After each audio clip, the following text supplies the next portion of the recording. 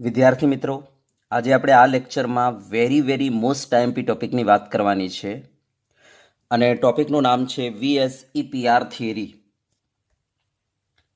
જેને કહીશું આપણે valence shell electron pair રિપલ્સન theory, જેને ગુજરાતીમાં કહેવાય વેલેન્સ એટલે સંયોજકતા, શેલ એટલે કક્ષા, ઇલેક્ટ્રોન પેર એટલે ઇલેક્ટ્રોન યુગ્મ, રિપલ્સન એટલે અપાકર્ષણ.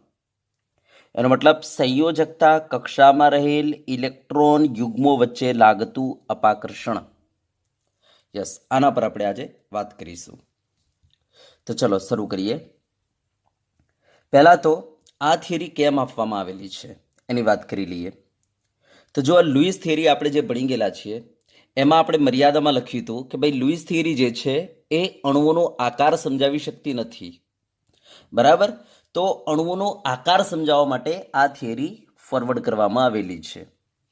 તો આપણે કહી શકીએ કે ભાઈ આ જે છે આપણને અણુઓનો આકાર સમજાવે છે. પહેલી તો વાત એ આ થિયરી. હા, હવે આ થિયરી 1940માં સિજવિક અને પોવેલ નામના વૈજ્ઞાનિકે આપી હતી, બરાબર. સિજવિક અને પોવેલ નામના વૈજ્ઞાનિકે આપી હતી 1940માં. તો આ સિજવિક અને પોવેલ આ બંને વૈજ્ઞાનિકોએ 1940માં આપણને રજૂ કરી હતી આ થિયરી. હા, પછી આ થિયરીને થોડી વિસ્તૃત સ્વરૂપે 1954ના અંદર નાઇહોલ્મ અને ગિલેસ્પીએ આપી.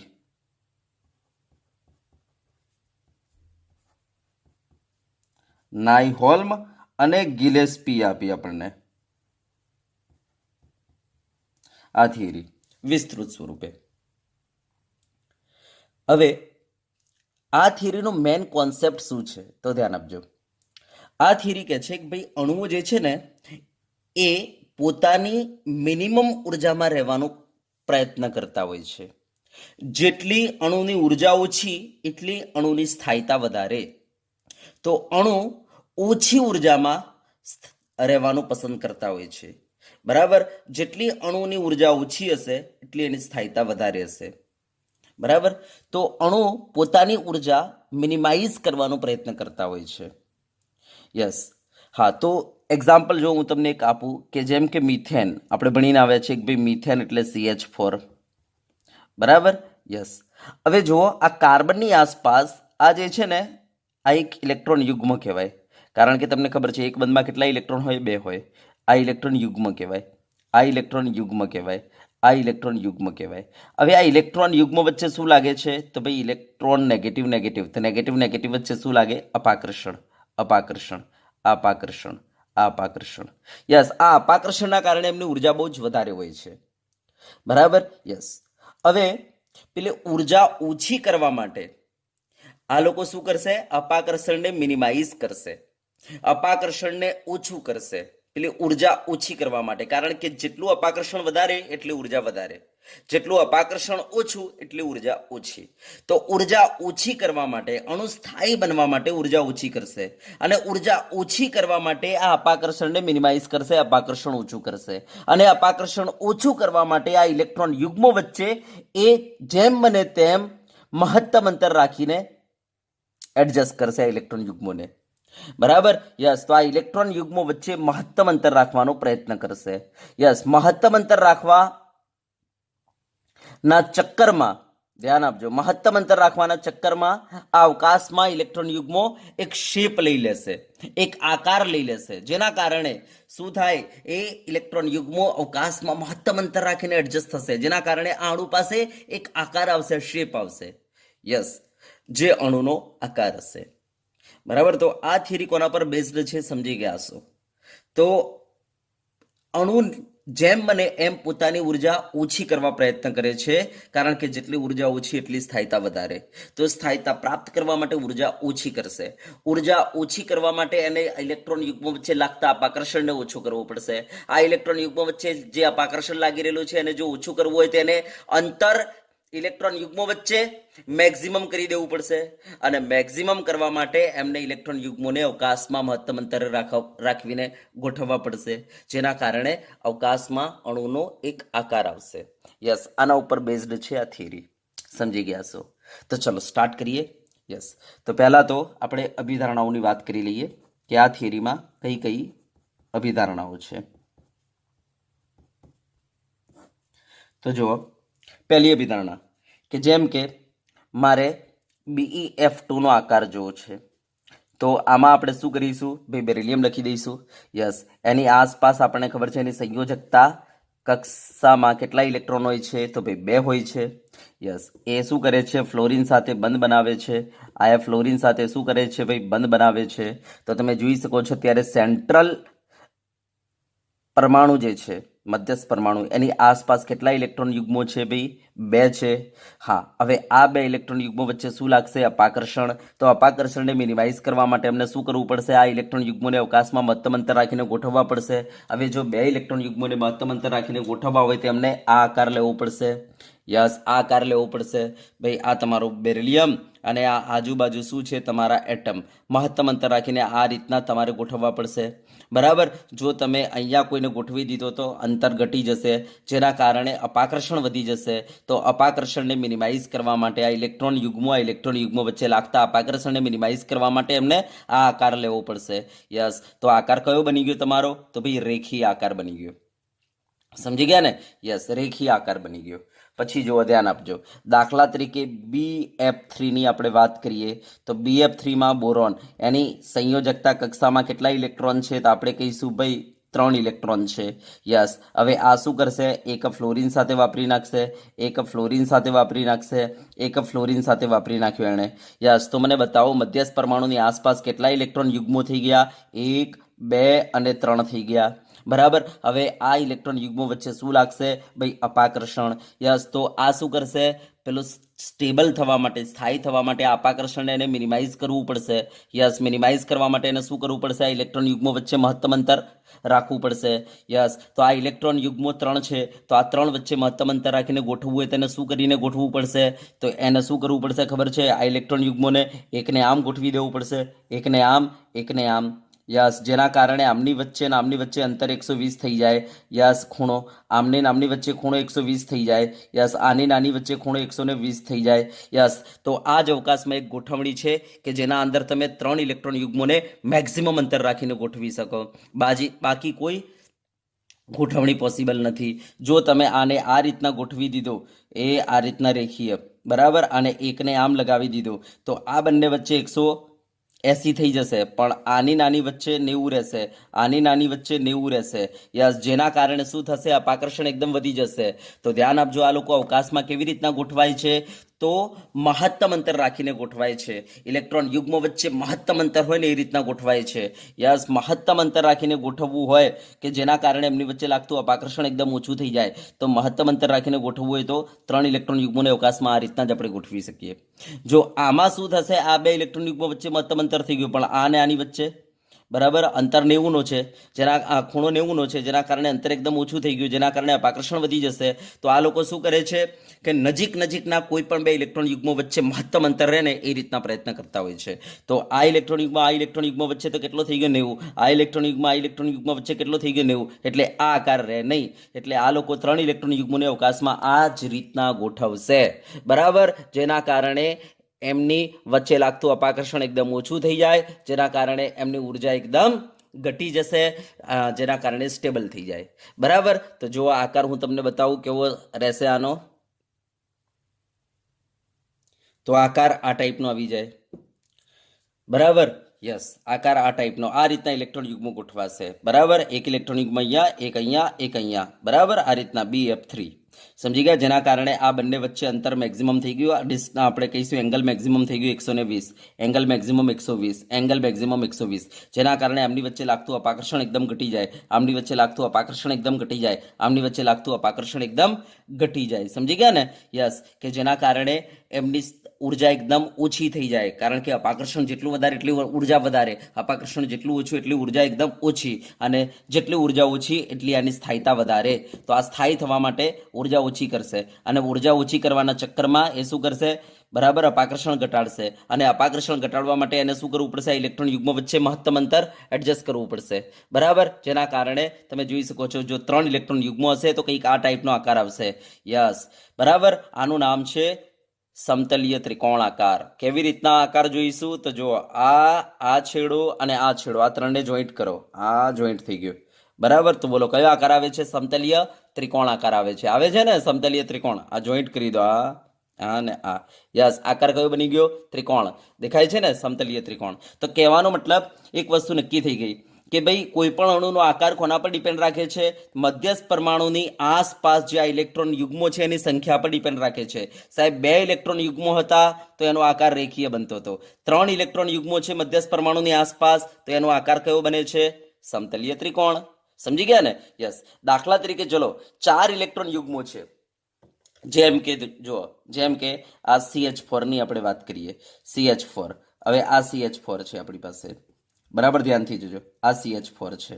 યસ, મને બતાવો CH4 માં કેવું છે, હું તમને બતાવું કે ભાઈ જે સેન્ટ્રલ એટમ જે કાર્બન છે ને, યસ, એની સંયોજકતા કક્ષામાં કેટલા ઇલેક્ટ્રોન છે ભાઈ, 4 છે આ રીતના.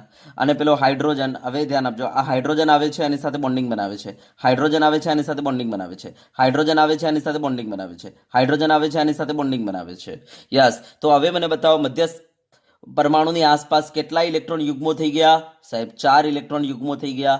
યસ, હવે આ 4 ઇલેક્ટ્રોન યુગ્મો જે છે, બરાબર, આ ઇલેક્ટ્રોન નજીકના ઇલેક્ટ્રોન યુગ્મો વચ્ચે શું લાગશે ભાઈ, અપાકર્ષણ. યસ, અપાકર્ષણ, જેના કારણે એની ઉર્જા વધી જશે. યસ, તો હવે આ ઉર્જા ઓછી કરવી જરૂરી છે કારણ કે એને સ્થાયી થવું હોય તો. યસ, તો સ્થાયીતા પ્રાપ્ત કરવા માટે ઉર્જા ઓછી કરશે, ઉર્જા ઓછી કરવા માટે અપાકર્ષણ ઘટાડશે, આ અપાકર્ષણ ઘટાડવા માટે એને અહીંયા ઇલેક્ટ્રોન યુગ્મો વચ્ચે મેક્સિમમ અંતર રાખવું પડશે, જેના કારણે 4 ઇલેક્ટ્રોન યુગ્મો અવકાશમાં કેવા આકારે ગોઠવાશે, બોલો, મેક્સિમમ અંતર રાખીને ગોઠવવાની છે 4 લાકડીઓને અવકાશમાં, બરાબર. બોલો કયા આકારે ગોઠવશો, બોલો કયા આકારે ગોઠવશો,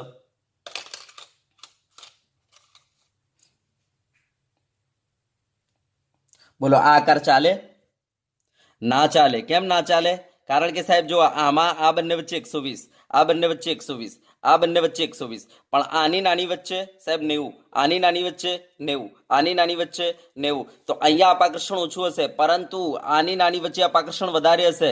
માટે નજીકના કોઈ પણ 2 ઇલેક્ટ્રોન યુગ્મો વચ્ચે મેક્સિમમ ડિસ્ટન્સ રહેવું જોઈએ, બરાબર. યસ, તો અહીંયા તો સાહેબ 90 થઈ ગયો, જેના કારણે અપાકર્ષણ વધી જશે. યસ, તો આ આકાર નહીં ચાલે, બરાબર. યસ, તો એ શું કરશે, આ યુગ્મ અને આ યુગ્મ એને થોડી નીચે તરફ લાવી દેશે. યસ, જેના કારણે મેક્સિમમ ડિસ્ટન્સ થઈ જાય, બરાબર. તો મેક્સિમમ ડિસ્ટન્સ કરવા માટે આને થોડી નીચે તરફ બેન્ડ કરી દેશે. યસ, તો જો આકાર કેવો બને હું બતાવું. જો આકાર આ ટાઈપનો આવશે, જો એ આ રીતના આવશે, આકાર આ રીતના આવશે, બરાબર. યસ, નીચેના જે 3 બંધ હતા એ કેવા થઈ ગયા ભાઈ, નીચે આવી ગયા, નીચે તરફ થોડા, બરાબર, જેના કારણે એમની વચ્ચેનો એંગલ જે છે આ ટાઈપનો થઈ ગયો છે, બરાબર. ધ્યાનથી જોજો, અહીંયા આ ઇલેક્ટ્રોન યુગ્મ વચ્ચેનો એંગલ 109 ડિગ્રી 28 મિનિટ થઈ જાય છે.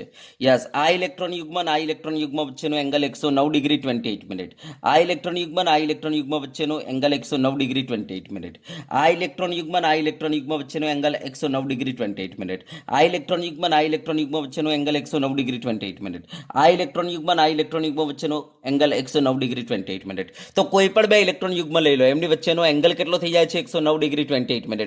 તો આ ટાઈપનો આકાર આવી જાય છે, સમજી ગયા? યસ, આ ટાઈપનો આકાર આવી જાય છે. પેલો આપણે ટ્રાયપોડ સ્ટેન્ડ આવે છે ને, ટ્રાયપોડ સ્ટેન્ડ, યસ, એવો આકાર આવી જાય છે, બરાબર. આ એના 3 પગ થઈ જાય છે અને આ ઉપર દંડી થઈ જાય છે, તો ટ્રાયપોડ સ્ટેન્ડ જેવો આકાર આવી જાય છે, બરાબર. તો મેક્સિમમ ડિસ્ટન્સ તો જ પોસિબલ છે, બરાબર. યસ, તો કહેવાનો મતલબ તમે જોઈ શકો છો, આના ઉપરથી એક વસ્તુ નક્કી થઈ ગઈ, કોઈ પણ અણુનો આકાર કોના પર ડિપેન્ડ રહેશે, તો મધ્યસ્થ પરમાણુની આસપાસ રહેલા ઇલેક્ટ્રોન યુગ્મોની સંખ્યા ઉપર.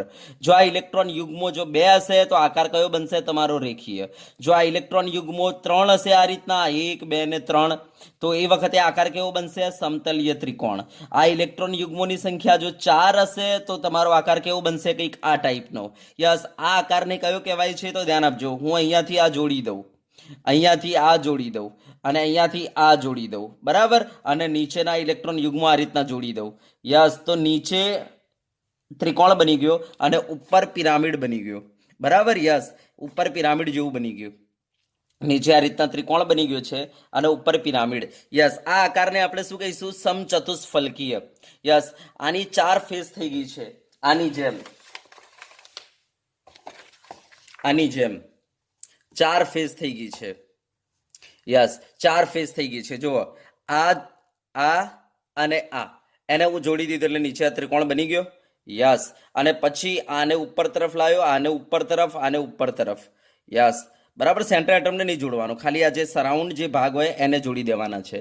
યસ, તો બોલો આ ટાઈપનો બની જશે, બરાબર. યસ, આને કહેવાય સમચતુષ્ફલકીય, બરાબર. હમણાં સમજાવીશું, ડોન્ટ વરી, ચિંતા ના કરો, ખબર પડી જશે આ બધી વસ્તુ. તો બસ એક જ ખાલી અભિધારણા મારે તમને સમજાવી હતી કે કોઈ પણ અણુનો આકાર મધ્યસ્થ પરમાણુની આસપાસ રહેલ ઇલેક્ટ્રોન યુગ્મોની સંખ્યા ઉપર આધારિત હોય છે. એક વસ્તુ નક્કી થઈ ગઈ, બરાબર. આપણે હમણાં ડિટેલમાં તમને સમજાવીશું, ડોન્ટ વરી. બસ, તો હું અહીંયા લખી દઉં છું પહેલી અભિધારણા, બરાબર. યસ, મધ્યસ્થ કોઈ પણ અણુનો આકાર, હું અહીંયા લખું છું, કોઈ પણ અણુનો આકાર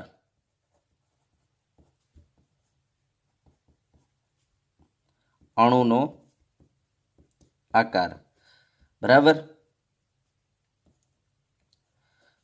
મધ્યસ્થ પરમાણુની આસપાસ રહેલ ઇલેક્ટ્રોન યુગ્મોની સંખ્યા પર આધારિત હોય છે, બરાબર. જો 2 ઇલેક્ટ્રોન યુગ્મો હોય તો જો આવો આકાર, 3 ઇલેક્ટ્રોન યુગ્મો હોય તો જો આવો આકાર, બરાબર. 4 ઇલેક્ટ્રોન યુગ્મો હોય તો આ ટાઈપનો આકાર થઈ જશે, બરાબર. 2 ઇલેક્ટ્રોન યુગ્મો રેખીય, 3 ઇલેક્ટ્રોન યુગ્મો સમતલીય ત્રિકોણ, 4 ઇલેક્ટ્રોન યુગ્મો સમચતુષ્ફલકીય, આ ટાઈપનો, બરાબર. તો ચલો, એક વસ્તુ થઈ ગઈ. બીજી અભિધારણા, બરાબર. હા, હવે આ ઇલેક્ટ્રોન યુગ્મો ઋણ વીજભારિત હોવાથી એકબીજાને શું કરે છે? અપાકર્ષે છે. તો આ ઇલેક્ટ્રોન યુગ્મો ઋણ વીજભારિત હોવાથી, કારણ કે ઇલેક્ટ્રોનના બનેલા છે ને, ઋણ વીજભારિત હોવાથી એકબીજાને અપાકર્ષે છે, બરાબર. યસ. ત્રીજી અભિધારણા, હવે આ ઇલેક્ટ્રોન યુગ્મો વચ્ચે જે અપાકર્ષણ લાગે છે એને ઓછું કરવા માટે, કારણ કે મિનિમાઇઝ કરવું જરૂરી છે. કેમ? કારણ કે અણુને જો સ્થાયીતા પ્રાપ્ત કરવી હશે ને, પોતાની ઉર્જા ઘટાડવી પડશે, અને ઘટાડવા માટે એને શું કરવું પડશે? આ ઇલેક્ટ્રોન યુગ્મો વચ્ચે જે અપાકર્ષણ લાગે છે એને ઘટાડવું પડશે, અને ઘટાડવા માટે એને શું કરવું પડશે? તો અવકાશમાં આ ઇલેક્ટ્રોન યુગ્મોને મહત્તમ અંતર રાખીને ગોઠવવા પડશે, બરાબર. તો ત્રીજી અભિધારણા લખીએ. આ ઇલેક્ટ્રોન યુગ્મો, બરાબર, આ ઇલેક્ટ્રોન યુગ્મો અવકાશમાં મહત્તમ અંતર રાખીને ગોઠવાય છે, મહત્તમ અંતર રાખીને ગોઠવાય છે, જેથી તેમની વચ્ચે લાગતું અપાકર્ષણ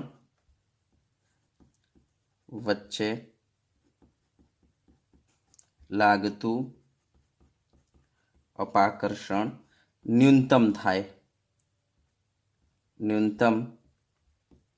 થાય, બરાબર. તો અપાકર્ષણને મિનિમાઇઝ કરવા માટે આ લોકો અવકાશમાં મહત્તમ અંતર રાખીને ગોઠવાય છે, બરાબર. યસ. હવે ધ્યાન આપજો, ચોથી અભિધારણા. હા, હવે આ ચોથી અભિધારણા જે છે એ નાયહોલ્મ અને ગિલેસ્પીએ એડ કરેલી છે, બરાબર. જુઓ કેવી રીતના. હું એક કામ કરું છું, બીજા પેજ ઉપર જ સમજાવું છું, ધ્યાન આપજો. ચલો, હવે આપણે અભિધારણા નંબર 4ની વાત કરી લઈએ, જે આપણને ઇલેક્ટ્રોન યુગ્મો વચ્ચે લાગતા અપાકર્ષણની માત્રા દર્શાવે છે. તો ધ્યાન આપજો, હું H2O નું ઉદાહરણ લઈને તમને સમજાવી દઉં આ અભિધારણા. જુઓ, આ મારી પાસે H2O છે, જેમાં સેન્ટ્રલ એટમ ઓક્સિજન છે, જેમાં સંયોજકતા ઇલેક્ટ્રોન 6 છે, બરાબર. જેમાં બાહ્યતમ કોષમાં રહેલ ઇલેક્ટ્રોનની સંખ્યા 6 છે. એમાંથી એક ઇલેક્ટ્રોન જે છે હાઇડ્રોજન સાથે બંધ બનવામાં જાય છે, બીજો એક ઇલેક્ટ્રોન હાઇડ્રોજન સાથે બંધ બનવામાં જાય છે. તો આપણે કહીશું કે અહીંયા સેન્ટ્રલ એટમ જે છે એની આસપાસ તમે જોઈ શકો છો ઇલેક્ટ્રોન યુગ્મો કેટલા થઈ ગયા. તો આપણે કહીશું એક આ 2, આ 3 અને આ 4. તો 4 ઇલેક્ટ્રોન યુગ્મો છે. બરાબર, યસ. હવે આ ઇલેક્ટ્રોન યુગ્મો વચ્ચે અપાકર્ષણ લાગશે, કારણ કે ભાઈ ઇલેક્ટ્રોન યુગ્મો એટલે નેગેટિવ. યસ, તો એમની વચ્ચે અપાકર્ષણ લાગશે. યસ, હા. હવે આ અપાકર્ષણને મિનિમાઇઝ કરવાનો પ્રયત્ન કરશે. બરાબર, તો જો એને અપાકર્ષણ મિનિમાઇઝ કરવું હશે તો એને આ ઇલેક્ટ્રોન યુગ્મો વચ્ચે મહત્તમ અંતર રાખવું પડશે અને એને અવકાશમાં એડજસ્ટ થવું પડશે. બરાબર, યસ. તો આ 4 ઇલેક્ટ્રોન યુગ્મો અવકાશમાં મહત્તમ અંતર રાખીને ગોઠવાઈ જશે. એનો મતલબ એક ઇલેક્ટ્રોન યુગ્મ આમ ગોઠવાઈ જશે, એક ઇલેક્ટ્રોન યુગ્મ આમ ગોઠવાઈ જશે, એક આમ ગોઠવાઈ જશે અને એક આમ ગોઠવાઈ જશે, કે જેનાથી શું થશે, આ ઇલેક્ટ્રોન યુગ્મો વચ્ચે અપાકર્ષણ બહુ જ ઓછું થઈ જાય. બરાબર, જેનાથી શું થાય, આ ઇલેક્ટ્રોન યુગ્મો વચ્ચે અપાકર્ષણ કેવું થઈ જશે, ઓછું થઈ જશે. યસ, જેના કારણે અણુની સ્થાયીતા વધી જશે. બરાબર, યસ. તો અણુ અપાકર્ષણ ઓછું કરવા માટે શું કરશે, આ ઇલેક્ટ્રોન યુગ્મોને અવકાશમાં મહત્તમ અંતર રાખીને ગોઠવી દેશે. હવે તમે જોઈ શકો છો આના અંદર સપોઝ આ ઇલેક્ટ્રોન યુગ્મને હું અહીંયા દર્શાવી દઉં છું, આ ઇલેક્ટ્રોન યુગ્મને હું અહીંયા દર્શાવી દઉં છું, આ ઇલેક્ટ્રોન યુગ્મને હું અહીંયા દર્શાવી દઉં છું, આ ઇલેક્ટ્રોન યુગ્મને હું અહીંયા દર્શાવી દઉં છું. ચલો, બરાબર, યસ. હવે તમે જોઈ શકો છો આમાં આ જે ઇલેક્ટ્રોન યુગ્મ છે એ બંધમાં છે, આને કહેવાય બોન્ડ પેર. આ ઇલેક્ટ્રોન યુગ્મ પણ બંધમાં છે, જેને કહેવાય બોન્ડ પેર. આ ઇલેક્ટ્રોન યુગ્મ જે છે બરાબર બંધમાં નથી, જેને કહેવાય લોન પેર. આ ઇલેક્ટ્રોન યુગ્મ બંધમાં નથી, જેને કહેવાય લોન પેર. બરાબર, યસ. તો અહીંયા ધ્યાન આપજો કે અહીંયા આ જે બોન્ડ પેર વચ્ચે જે અપાકર્ષણ લાગશે ને, એ અપાકર્ષણ બહુ જ ઓછું હોય છે. કોના કરતા, બોન્ડ પેર લોન પેર કરતા, બોન્ડ પેર લોન પેર કરતા, બોન્ડ પેર લોન પેર કરતા, બોન્ડ પેર લોન પેર કરતા. અને એનાથી વધુ અપાકર્ષણ હોય છે લોન પેર વચ્ચે. તો ધ્યાન આપજો, આના અંદર બોન્ડ પેર વચ્ચે જે અપાકર્ષણ છે એના કરતાં વધારે બોન્ડ પેર લોન પેર વચ્ચે હોય છે, અને એના કરતાં વધારે લોન પેર વચ્ચે અપાકર્ષણ રહેલું હોય છે. બરાબર, યસ. તો હવે આ શું કરશે, અણુ અપાકર્ષણને મિનિમાઇઝ કરવા માટે એ શું કરશે, બોન્ડ પેર વચ્ચે ઓછું અંતર રાખશે, પણ બોન્ડ પેર લોન પેર વચ્ચે એના કરતાં વધારે અંતર રાખશે. કેમ? કારણ કે ભાઈ એમની વચ્ચે અપાકર્ષણ વધુ છે એટલા માટે, એટલે મિનિમાઇઝ કરવા માટે. અને એના કરતાં વધારે અંતર એ લોન પેર વચ્ચે રાખશે. કેમ? કારણ કે અહીંયા અપાકર્ષણ ખૂબ જ વધારે છે. બરાબર, એને મિનિમાઇઝ કરવું જરૂરી છે. યસ, એને મિનિમાઇઝ કરવા માટે લોન પેર વચ્ચે વધારે અંતર રાખશે. તો સમજો કે ભાઈ આ ઇલેક્ટ્રોન યુગ્મ એમ સમજો કે ભાઈ બંધકારક છે, આ ઇલેક્ટ્રોન યુગ્મ સપોઝ બંધકારક છે અને આ અબંધકારક છે, આ અબંધકારક છે એવું સમજો. તો ચલો, આમની વચ્ચે અપાકર્ષણ વધારે છે. યસ, હા. એનાથી થોડું ઓછું આમની વચ્ચે છે, એનાથી ઓછું મીન્સ આમની વચ્ચે છે, અને સૌથી ઓછું અપાકર્ષણ આમની વચ્ચે છે. તો આપણે કહીશું કે ભાઈ અહીંયા અપાકર્ષણ ઓછું છે, જ્યારે અહીંયા અપાકર્ષણ વધારે છે. યસ, હા. અહીંયા અપાકર્ષણ વધારે છે, અહીંયા અપાકર્ષણ વધારે છે. તો ચલો, શું થશે, તો આ ઇલેક્ટ્રોન યુગ્મ થોડા અંદર તરફ દબશે, જેના કારણે આ જે બંધકોણ આપણે જે ધાર્યો તો 109 ડિગ્રી 28 મિનિટ, ભાઈ એ નહીં રહ્યા, એના કરતાં ઘટી જશે. બરાબર, એના કરતાં ઘટી જશે. યસ, જેના કારણે અણુનો આકાર સહેજ બદલાઈ જશે. બરાબર, યસ. તો આ છે આપણી અભિધારણા નંબર 4. બરાબર, જે આપણને શું બતાવે છે, અપાકર્ષણની માત્રા બતાવે છે. તો યાદ રાખજો, ઇલેક્ટ્રોન યુગ્મો વચ્ચે અપાકર્ષણની માત્રા બરાબર આ ક્રમમાં હોય છે. તો યાદ રાખજો, બંધકારક વચ્ચે ઓછું અપાકર્ષણ, એના કરતાં બંધકારક વચ્ચે થોડું વધારે, અને અબંધકારક વચ્ચે ઓર વધારે. તો ચલો, હું અહીંયા લખી દઉં છું, ઇલેક્ટ્રોન યુગ્મો વચ્ચે લાગતું અપાકર્ષણ નીચે મુજબ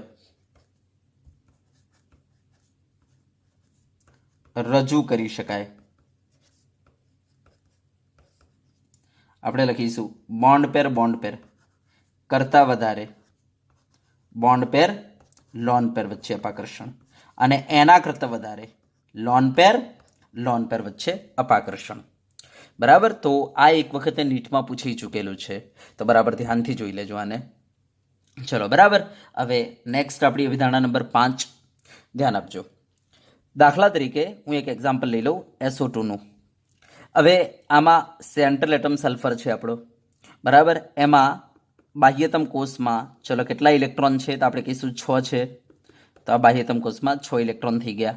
યસ. હવે સરાઉન્ડિંગ એટમ કોણ છે, તો ઓક્સિજન. ઓક્સિજન જે છે આ 2 ઇલેક્ટ્રોનને વાપરી દેશે. ઓક્સિજન જે છે આ 2 ઇલેક્ટ્રોનને વાપરી દેશે. ચલો હવે મને બતાવો આમાં સેન્ટ્રલ એટમની આસપાસ કેટલા ઇલેક્ટ્રોન યુગ્મો આપણે કહીશું, તો ધ્યાન આપજો. આ બહુબંધ જે છે મલ્ટિપલ બોન્ડ, આને આપણે એકલ ઇલેક્ટ્રોન યુગ્મ તરીકે જ સ્વીકારીશું, બરાબર. કોઈ આને આવું ના કે આ 1 2 3 4 5 5 ઇલેક્ટ્રોન યુગ્મો, ના ભાઈ, એવું નહીં. આ બહુબંધ જે છે એને આપણે VSEPR થિયરીના અંદર એકલ ઇલેક્ટ્રોન યુગ્મ તરીકે સ્વીકારવામાં આવેલ છે. તો આ એકલ ઇલેક્ટ્રોન યુગ્મ છે, આ પણ એકલ ઇલેક્ટ્રોન યુગ્મ છે, અને આ એક ઇલેક્ટ્રોન યુગ્મ. એમ કરીને મને બતાવો સેન્ટ્રલ એટમની આસપાસ કેટલા ઇલેક્ટ્રોન યુગ્મો થઈ ગયા, 3. તો ધ્યાન આપજો. તો આ થિયરી એમ કહે છે કે ભાઈ અહીંયા સેન્ટ્રલ એટમની આસપાસ 3 ઇલેક્ટ્રોન યુગ્મો છે, બરાબર. જે અવકાશમાં કયા આકારે ગોઠવાશે, તો મહત્તમ અંતર રાખીને ગોઠવાઈ જશે આ રીતના સમતલીય ત્રિકોણ આકારે. યસ, બરાબર. તો આપણે કહીશું કે ભાઈ કે આ જ સિદ્ધાંતમાં બહુબંધને એકલ ઇલેક્ટ્રોન યુગ્મ તરીકે સ્વીકારવામાં આવેલ છે. તો આપણે લખી દઈએ, બરાબર. આ સિદ્ધાંતમાં બહુબંધને એકલ ઇલેક્ટ્રોન યુગ્મ તરીકે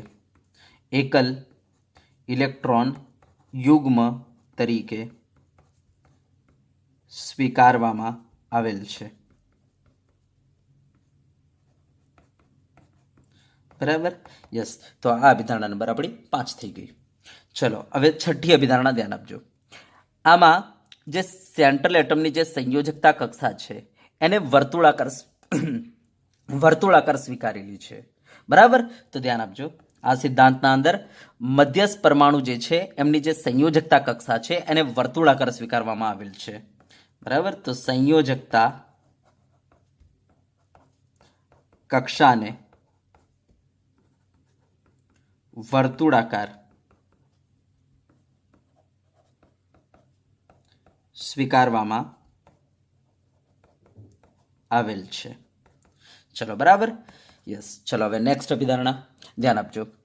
હવે તમે કોઈ પણ અણુનો જ્યારે તમારે આકાર જોવો હોય તો હવે જો કોઈ અણુને એક કરતાં વધારે સસ્પંદન સૂત્રો આવેલા હોય તો તમે આ જે સિદ્ધાંત છે એને તમે કોઈ પણ સસ્પંદન સૂત્રને તમે લાગુ પાડી શકો છો, બરાબર. બિંદાસ કોઈ પણ સસ્પંદન સૂત્રને લાગુ પાડી દો, તમારો સેમ જવાબ આવશે અણુના આકારનો, બરાબર. યસ, તમારો સેમ જવાબ આવશે અણુના આકારનો. હા, તો ધ્યાન આપજો. આ સિદ્ધાંત, બરાબર, અહીંયા લખી દઈએ. જો કોઈ સંયોજનને, બરાબર, એક કરતા વધુ સસ્પંદન સૂત્રો હોય તો આ સિદ્ધાંત કોઈ પણ સસ્પંદન સૂત્રને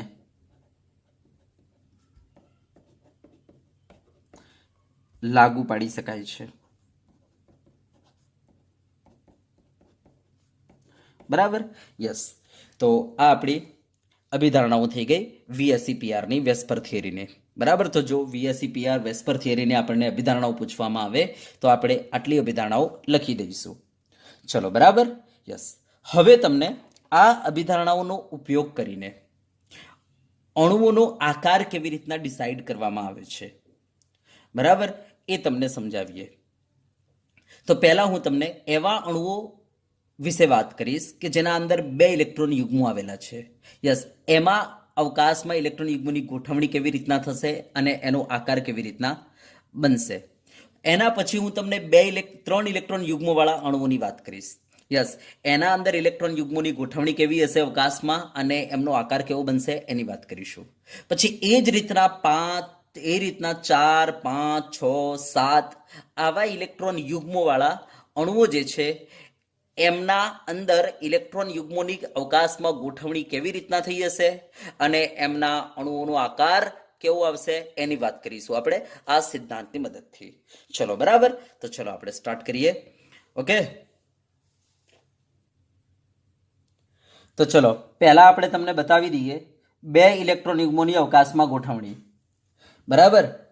તો જુઓ, આપણે આ 100 ને આજથી ઇલેક્ટ્રોન યુગ્મ તરીકે સ્વીકારીશું. હવે વીએસસી પીઆર થિયરી શું કહે છે કે અવકાશમાં ઇલેક્ટ્રોન યુગ્મો જે છે મેક્સિમમ અંતર રાખીને ગોઠવાય છે. બરાબર.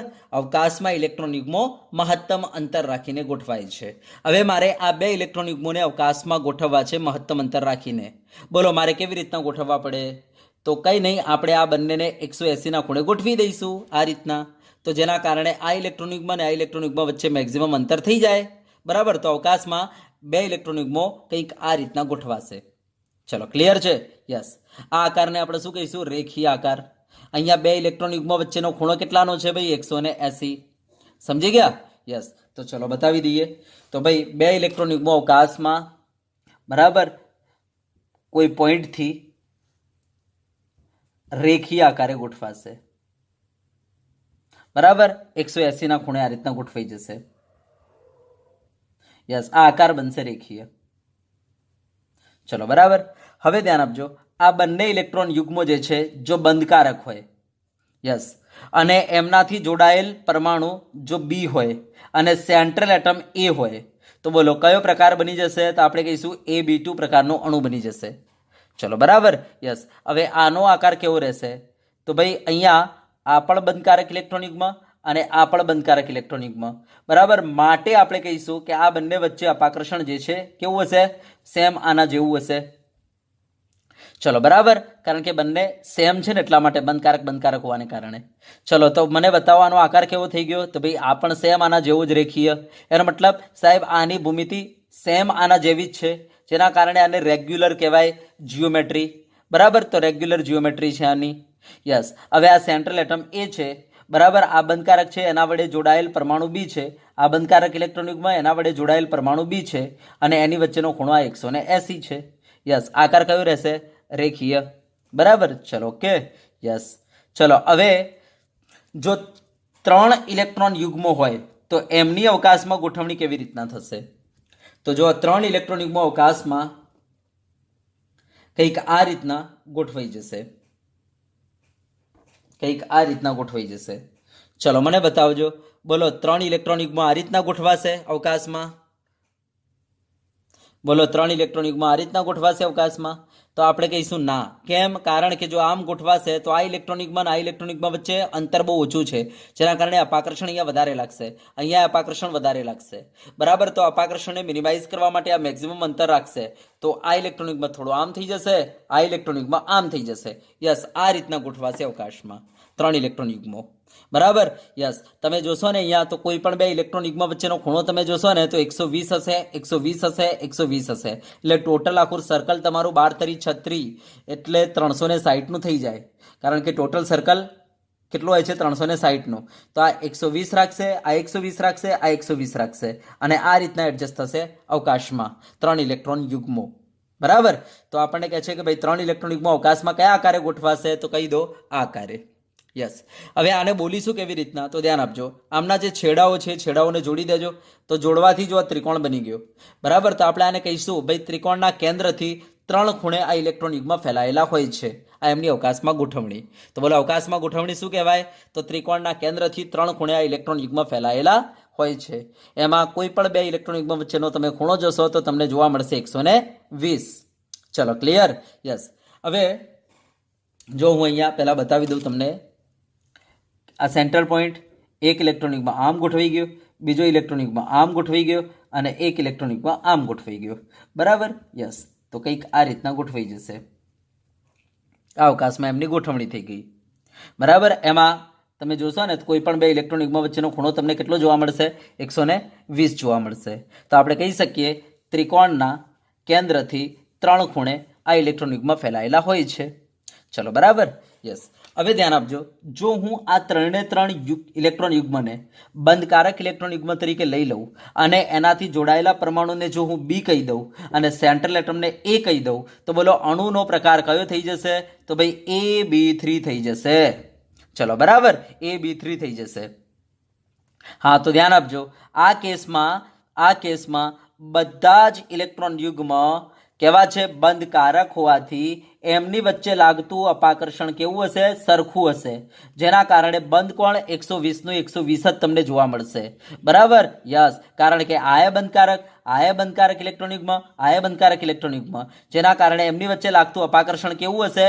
બધી બાજુ એક સરખું હશે, માટે આ પણ મહત્તમ અંતર રાખીને ગોઠવાઈ જશે. એનો મતલબ 120 ડિગ્રી. યસ, જેના કારણે આમની ભૂમિતિ સેમ આના જેવી જ તમને મળશે, માટે આપણે કહીશું કે ભાઈ આ રેગ્યુલર ભૂમિતિ આપે છે. બરાબર? યસ. તો આ બંધકારક ઇલેક્ટ્રોન યુગ્મથી બી જોડાયેલો છે, બંધકારક ઇલેક્ટ્રોન યુગ્મથી બી પરમાણુ જોડાયેલો છે, બંધકારક ઇલેક્ટ્રોન યુગ્મથી બી પરમાણુ જોડાયેલો છે, અને સેન્ટ્રલ એટમ આપણે એ સ્વીકારેલો છે. તો કંઈક આ રીતના એમની બરાબર ગોઠવણી થશે. ઓકે? યસ. તો તમે જો સરાઉન્ડિંગ એટમને આ રીતના જોડી દો એટલે આપણે આકાર લખી દઈએ. બરાબર? જોડવાથી જો તમે જોઈ શકો છો આકાર કયો આવ્યો? તો સમતલીય ત્રિકોણ આકાર આવ્યો. બરાબર? અને અહીંયા ગોઠવણી બોલવી હોય તો કહી દો સમતલીય ત્રિકોણના કેન્દ્રથી 3 ખૂણે ઇલેક્ટ્રોન યુગ્મ ફેલાયેલા છે. આ એમની ગોઠવણી. ચલો, બરાબર? યસ. હવે ધ્યાન આપજો, આના અંદર આ જે 3 ઇલેક્ટ્રોન યુગ્મો છે, આના અંદરથી આપણે 2 બંધકારક ઇલેક્ટ્રોન યુગ્મ અને 1 અબંધકારક ઇલેક્ટ્રોન યુગ્મ રાખીએ તો શું થશે? એનો મતલબ સાહેબ 2 બંધકારક ઇલેક્ટ્રોન યુગ્મ, એનો મતલબ કે બંધકારક ઇલેક્ટ્રોન યુગ્મથી આપણો બી પરમાણુ જોડાયેલો હોય તો બની જશે Ab2 અને 1 અબંધકારક ઇલેક્ટ્રોન યુગ્મ એટલે E. તો જો તમારો અણુ Ab2E પ્રકારનો હોય તો એનો આકાર કેવો બનશે? ચલો એની વાત કરી લઈએ. બરાબર? એનો મતલબ કે આ જે 3 ઇલેક્ટ્રોન યુગ્મો છે આમાંથી જો 2 બંધકારક હોય અને 1 અબંધકારક હોય તો ચલો તમારા અણુનો આકાર કેવો આવશે, એની ભૂમિતિ કેવી આવશે? તો ધ્યાન આપજો.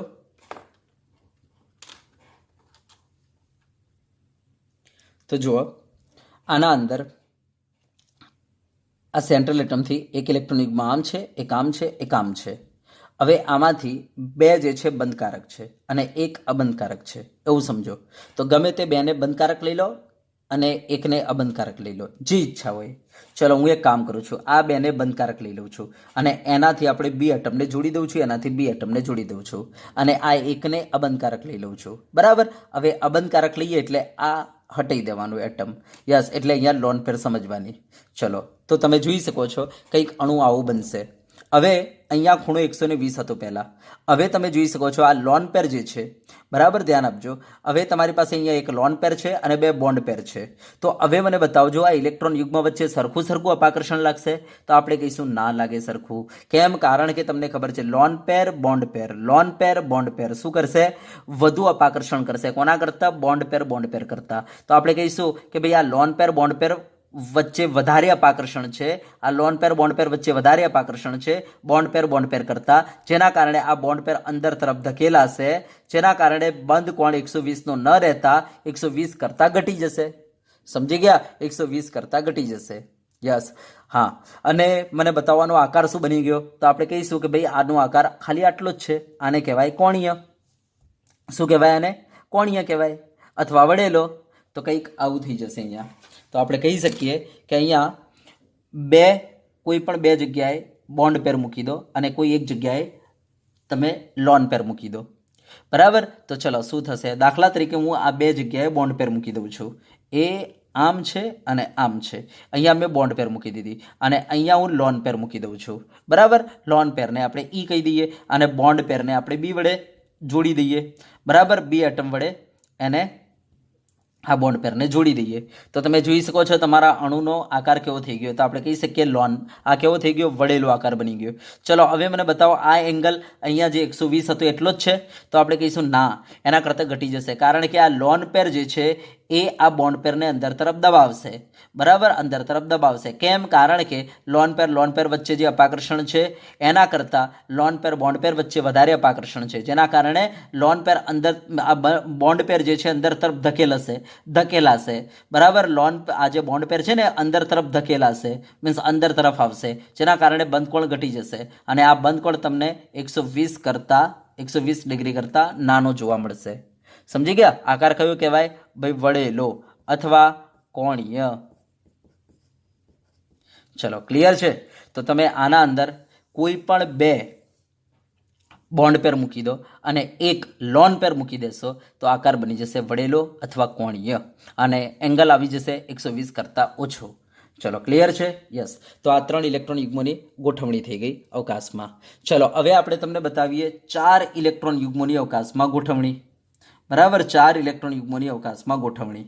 હવે જો આ 4 ઇલેક્ટ્રોન યુગ્મો અવકાશમાં કેવી રીતના ગોઠવાશે, તો આપણે કહીશું ભાઈ મહત્તમ અંતર રાખીને ગોઠવાય. બરાબર, તો હવે પ્રશ્ન અહીંયા થઈ જશે કે સાહેબ આ રીતના ગોઠવાશે, એ આ રીતના ગોઠવાશે. કોઈને પ્રશ્ન થાય સાહેબ આ રીતના ત્રિકોણ અને ત્રિકોણની ઉપર આવી જશે. બરાબર, તો આપણે કહીશું ના, આવું ના થાય. કારણ કે અહીંયા તમે જોઈશો કે ભાઈ અહીંયા 90નો ખૂણો છે, અહીંયા 90નો ખૂણો, અહીંયા 90નો ખૂણો. બરાબર, ભલે અહીંયા 120નો છે, અહીંયા 120નો છે, અહીંયા 120નો છે, પણ આ 90ના ખૂણા હોવાને કારણે અહીંયા અપાકર્ષણ બહુ જ વધારે હશે. યસ, જેના કારણે આ જે છે ને થોડી નીચે તરફ આમ નમી પડશે. બરાબર, આમ નીચે તરફ નમી પડશે. યસ, આ પણ આ નીચે તરફ આ થોડી નમી પડશે. આમ જોશો ને, નીચે તરફ નમી પડશે. યસ, બરાબર, એમ આ પણ આ નીચે તરફ નમી પડશે. તો કંઈક આવો આકાર આવશે એમની વચ્ચે. યસ, આવો આકાર આવશે, જાણે કે ટ્રાયપોડ જેવો આવો આકાર આવશે. યસ, આવો આકાર આવશે. આના અંદર તમે જોશો ને તો હવે કોઈ પણ બે ઇલેક્ટ્રોન યુગ્મો પકડી લો. દાખલા તરીકે આને આ પકડી લો તો 109 ડિગ્રી 28 મિનિટ થઈ જશે. આને આ પકડી લો તો એમની વચ્ચે 109 ડિગ્રી 28 મિનિટનો ખૂણો થઈ જશે. આ ઇલેક્ટ્રોન યુગ્મ અને આ ઇલેક્ટ્રોન યુગ્મ પકડી લો તો 109 ડિગ્રી 28 મિનિટ થઈ જશે. યસ, આ બે ઇલેક્ટ્રોન યુગ્મો પકડી લો તો આ 109 ડિગ્રી 28 મિનિટ હશે એમની વચ્ચેનો એંગલ. આને આ બે પકડી લો તો 109 ડિગ્રી 28 મિનિટનો હશે. આ ઇલેક્ટ્રોન યુગ્મ અને આ ઇલેક્ટ્રોન યુગ્મ પકડી લો તો 109 ડિગ્રી 28 મિનિટ હશે.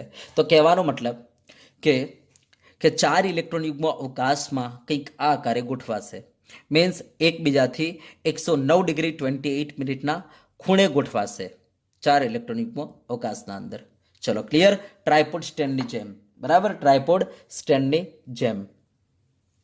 તો આ ગોઠવણીને આપણે આવું કહી શકીએ કે આ ઇલેક્ટ્રોન યુગ્મો જે છે સમચતુષ્ફલકના કેન્દ્રથી 4 ખૂણે ફેલાયેલા હોય છે. આપણે આવું કહી શકીએ.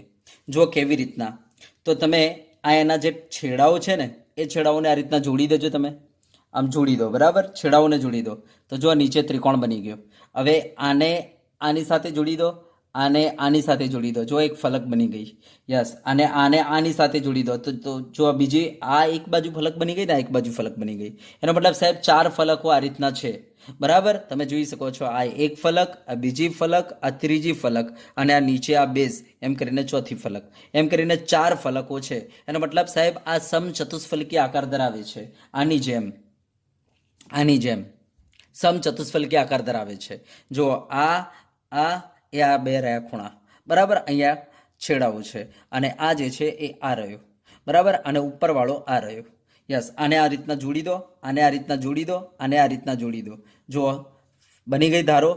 યસ, ચલો બરાબર. તો બોલો, એક ફલક, બીજી ફલક, ત્રીજી ફલક અને નીચે આ ચોથી બેઝવાળી ફલક, એમ કરીને 4 ફલકો આ રીતના એડજસ્ટ થયેલી છે. બરાબર, માટે આકારને શું કહીશું કે ભાઈ આ જે છે ને એ સમચતુષ્ફલક, આ જે સમચતુષ્ફલક બન્યો ને એના અંદર જે કેન્દ્ર છે એ કેન્દ્રથી બરાબર આ 4 ખૂણે, આ 1, આ 2, આ 3 અને 4, તમે જોઈ શકો છો આના 4 ખૂણા છે, 4 ખૂણે ફેલાયેલી છે.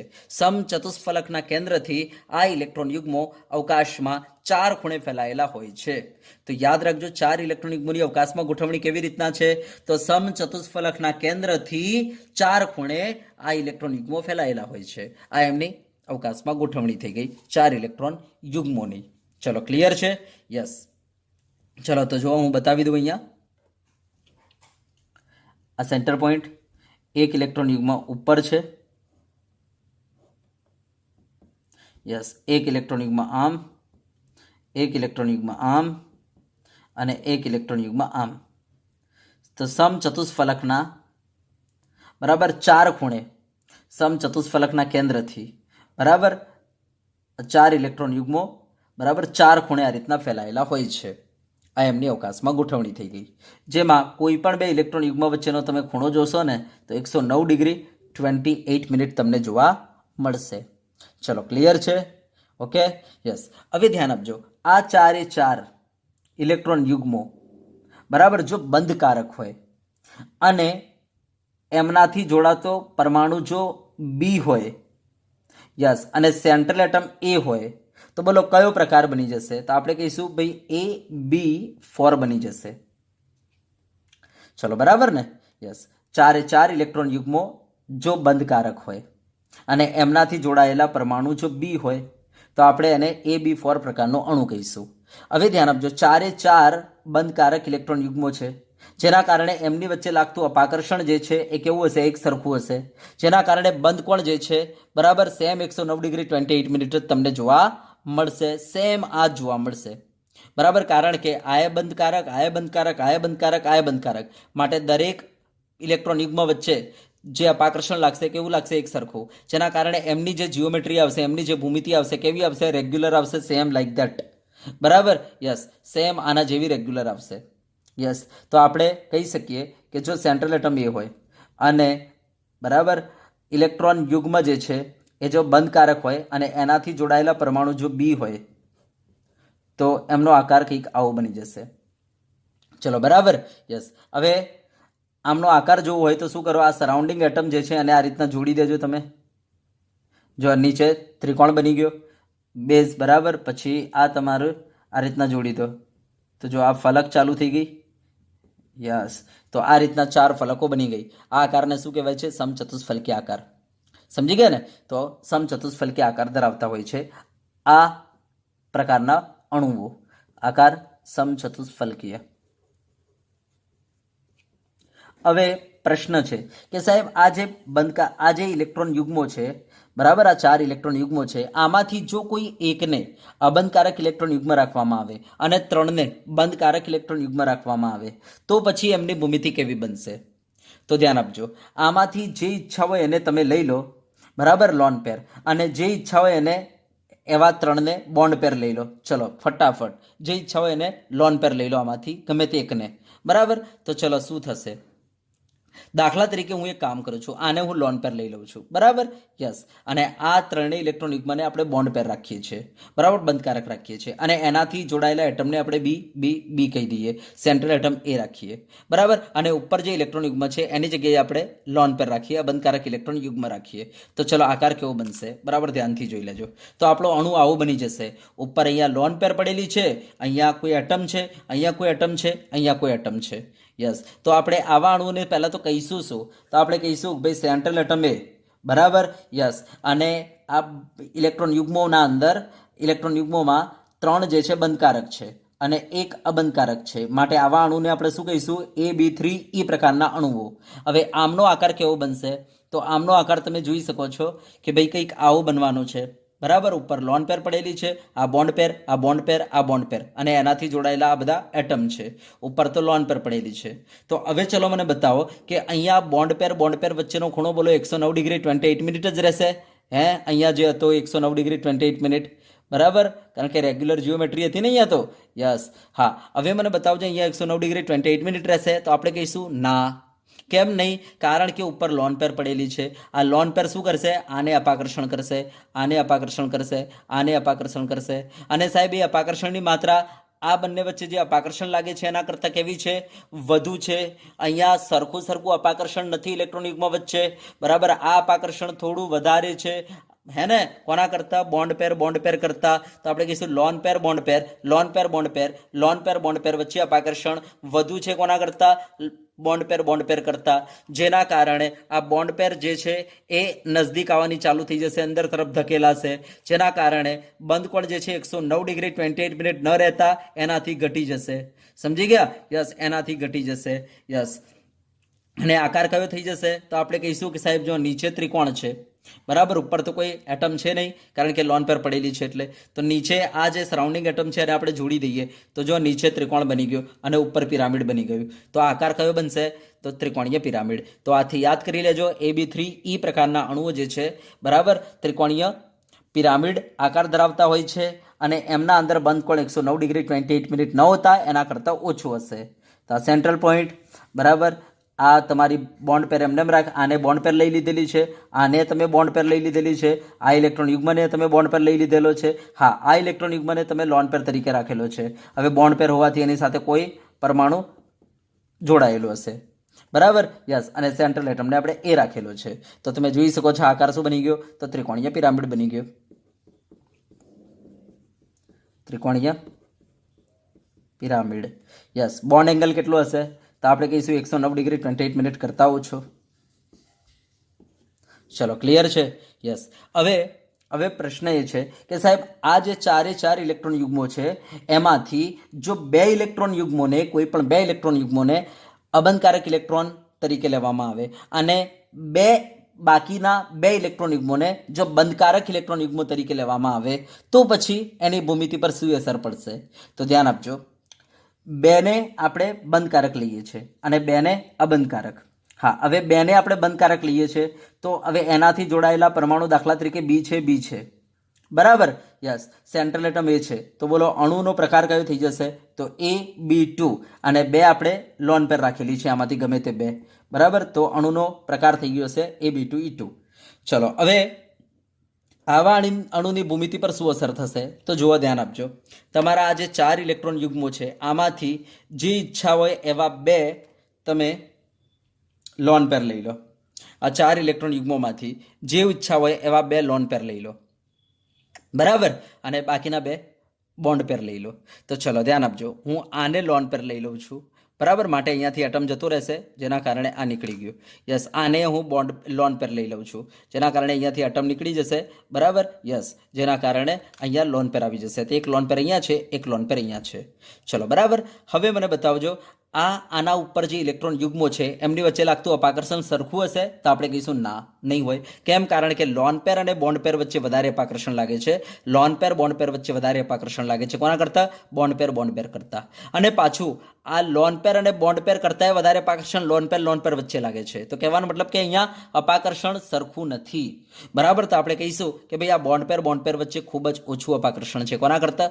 લોન પેર બોન્ડ પેર કરતા, બરાબર? બોન્ડ પેર લોન પેર કરતા. તો કહેવાનો મતલબ કે આ અપાકર્ષણ ઓછું હોવાથી આ ઇલેક્ટ્રોન યુગ્મો અંદર તરફ ધકેલાશે, બરાબર? આમની વચ્ચે અપાકર્ષણ ઓછું હોવાથી આ ઇલેક્ટ્રોન યુગ્મો અંદર તરફ ધકેલાશે જેના કારણે આમની વચ્ચે જે ખૂણો 109 ડિગ્રી 28 મિનિટ હતો, બરાબર? ઇલેક્ટ્રોન યુગ્મો વચ્ચેનો ખૂણો હવે આ એ નહીં રહે કારણ કે અંદર તરફ બહુ જ ધકેલાશે. કારણ કે સાહેબ બે લોન પેર છે, પાછી એક નથી. આ અહીંયા અપાકર્ષણ કરશે અને આ અપાકર્ષણ કરશે પાછું, બરાબર? આ અપાકર્ષણ અહીંયા કરશે, એ રીતના આ અપાકર્ષણ કરશે આ બાજુ આ બાજુ, જેના કારણે આ ઇલેક્ટ્રોન યુગ્મો બહુ જ અંદર તરફ ધકેલાશે જેના કારણે આ બંધકોણ જે છે બહુ જ વધારે ઘટી જશે જેના કારણે આપણે કહી શકીએ અહીંયા 109 ડિગ્રી 28 મિનિટ કરતા બહુ જ ઓછું હશે. યસ. અને આકાર જોવો હોય તો આકાર તો આપણે આ રીતના જોઈ લઈશું કારણ કે આ બાજુ બોન્ડ પેર, આ બાજુ આપણો બોન્ડ પેરથી જોડાયેલો પરમાણુ છે અને અહીંયા બોન્ડ પેરથી જોડાયેલો પરમાણુ છે અને અહીંયા સેન્ટ્રલ એટમ છે. આ બાજુ તો લોન પેર છે માટે આકાર કયો બનશે? તો આ આપણો આકાર. તો બોલો આકાર કયો દેખાય છે તમને? તો આપણે કહી શકીએ કે ભાઈ આ આકાર કેવો છે? વળેલો છે અથવા કોણીય છે, બરાબર? તો ધ્યાન આપજો, AB2E2 પ્રકારના જે અણુ હોય છે એ આકારમાં વળેલા અથવા કોણીય હોય છે, બરાબર? અને એમની વચ્ચેનો ખૂણો 109 ડિગ્રી 28 મિનિટ કરતાં બહુ ઓછો હોય છે. તો ચલો આમાંથી આપણે આ બેને બોન્ડ પેર લઈ લઈએ અને આ બેને લોન પેર લઈ લઈએ, બરાબર? યસ. બાકી આ લોન પેર. હવે બોન્ડ પેરથી જોડાયેલો આ એટમ, બોન્ડ પેરથી જોડાયેલો આ એટમ બી અને આ સેન્ટ્રલ એટમ એ. તો ચલો, અને આ તમારી લોન પેર એલ, આ લોન પેર એલ. એટલે જો થઈ ગયો ને AB2. લોન પેરને આપણે ઈ વડે દર્શાવી દઈએ. ચલો ને હવે લોન પેરને ઈ વડે દર્શાવી દઈએ. તો જો થઈ ગયો ને AB2E2. ચલો થઈ ગયો, ઓકે. અને આ જે છે એંગલ, બરાબર? આ એંગલ 109 ડિગ્રી 28 મિનિટ કરતાં બહુ જ ઓછો હશે. ચલો, બરાબર? હા. આકાર કયો કહેવાય? ભાઈ વળેલો આકાર કહેવાય અથવા શું કહેવાય? કોણીય આકાર કહેવાય. ચલો, બરાબર? યસ. હવે આપણે તમને બતાવીએ 5 ઇલેક્ટ્રોન યુગ્મોની અવકાશમાં ગોઠવણી. ચલો, તો ચલો હવે આપણે 5 ઇલેક્ટ્રોન યુગ્મો જે છે એમની અવકાશમાં ગોઠવણીની વાત કરીએ. તો જુઓ, તમારે અહીંયા એક ટ્રીક યાદ રાખી લેવાની છે. 5 કે 5 કરતાં વધારે ઇલેક્ટ્રોન યુગ્મોને જ્યારે પણ અવકાશમાં ગોઠવવા હોય ને ત્યારે પહેલાં તમારે એક સમતલ અઝ્યુમ કરી લેવાનું છે. યસ. અને આ સમતલની લંબ ઉપર અને નીચે એક ઇલેક્ટ્રોન યુગ્મ જે છે તમારે વિચારી લેવાનો અને બાકી જે ઇલેક્ટ્રોન યુગ્મો વધ્યા એને તમારે આ સમતલના અંદર, બરાબર, મહત્તમ અંતર રાખીને ગોઠવી નાખવાના. દાખલા તરીકે 3 બાકી વધ્યા તો એને તમારે આ રીતના, બરાબર, 120ના ખૂણે ગોઠવી નાખો. દાખલા તરીકે 4 બાકી વધ્યા તો આ રીતના ધ્યાન આપજો, આ રીતના 90ના ખૂણે આપણે આ 4 ઇલેક્ટ્રોન યુગ્મને ગોઠવી નાખીશું સમતલમાં. દાખલા તરીકે 5 વધ્યા બાકી, તો આ રીતના સમતલમાં આપણે 72ના ખૂણે ગોઠવી નાખીશું. તો આ રીતના આપણે ઇલેક્ટ્રોન યુગ્મની ગોઠવણી કરીશું. બરાબર. તો 5 કે 5 કરતાં વધારે ઇલેક્ટ્રોન યુગ્મની ગોઠવણી જ્યારે કરવાની હોય ત્યારે મારી આ ટ્રીકનો ઉપયોગ કરવાનો રહેશે. હા, હવે જો અહીંયા મારે 5 ઇલેક્ટ્રોન યુગ્મની ગોઠવણી કરવી છે, તો આપણે શું કરીશું? આ સમતલને લંબ એક ઉપર મૂકી દઈશું, એક નીચે મૂકી દઈશું. બાકી વધ્યા 3, તો આ 3ને શું કરીશું? તો આપણે આ રીતના 3ને 120ના ખૂણે સમતલના અંદર ફેલાવી દઈશું. બરાબર. યસ, આ રીતના 120ના ખૂણે. બરાબર. જુઓ, હું તમને બતાવું. એ આ રીતના જુઓ, આ પ્લેન છે એમ સમજો. જુઓ, આ પ્લેનને લંબ ઉપર અને આ પ્લેનને લંબ નીચે દેખાય છે. યસ, 2 ઇલેક્ટ્રોન યુગ્મ મૂકી દીધા છે ને. યસ. હા, હવે આ પ્લેનના અંદર બાકી કેટલા વધ્યા? 3 ને. યસ, તો 3ને આ પ્લેનના અંદર મહત્તમ અંતરે ગોઠવી નાખો. એનો મતલબ 120ના ખૂણે. તો જુઓ, આ 3 મૂકી દીધા પ્લેનમાં. યસ, આ 120ના ખૂણે મૂકેલા છે. આમની વચ્ચેનો ખૂણો 120 છે, આમની વચ્ચેનો ખૂણો 120 છે, આમની નામની વચ્ચેનો ખૂણો 120 છે. તો 120ના ખૂણે આ રીતના મૂકી દો. બરાબર. તો આ રીતના આપણે 5 ઇલેક્ટ્રોન યુગ્મને અવકાશમાં ગોઠવીશું. સમજી ગયા? યસ. હું આને આમ પણ કહી શકું કે ભાઈ મેં આ ઇલેક્ટ્રોન યુગ્મને ત્રિકોણીય દ્વિપિરામિડના કેન્દ્રથી 5 ખૂણે ગોઠવેલા છે. હું આમ પણ કહી શકું. કેમ? તો સાંભળો. કારણ કે આ ઇલેક્ટ્રોન યુગ્મના જે છેડાઓ છે, જો હું આ છેડાઓને જોડી દઈશ ને તો ત્રિકોણીય દ્વિપિરામિડ બની જશે. જુઓ કેવી રીતના. જુઓ, આ છેડાને જોડી દો, આ છેડાને જોડી દો અને આ છેડાને જોડી દો. બોલો, બની ગયો ત્રિકોણ? યસ, સમતલીય ત્રિકોણ બની ગયો ને. હવે એક કામ કરો, આ છેડાને જોડી દો, આ છેડાને જોડી દો, આ છેડાને જોડી દો. જુઓ, ઉપર એક પિરામિડ બની ગયો. સેમ શું કરો? આ છેડાથી આ છેડાને જોડી દો, આ છેડાથી આ છેડાને જોડી દો, આ છેડાથી લઈને આ છેડાને જોડી દો.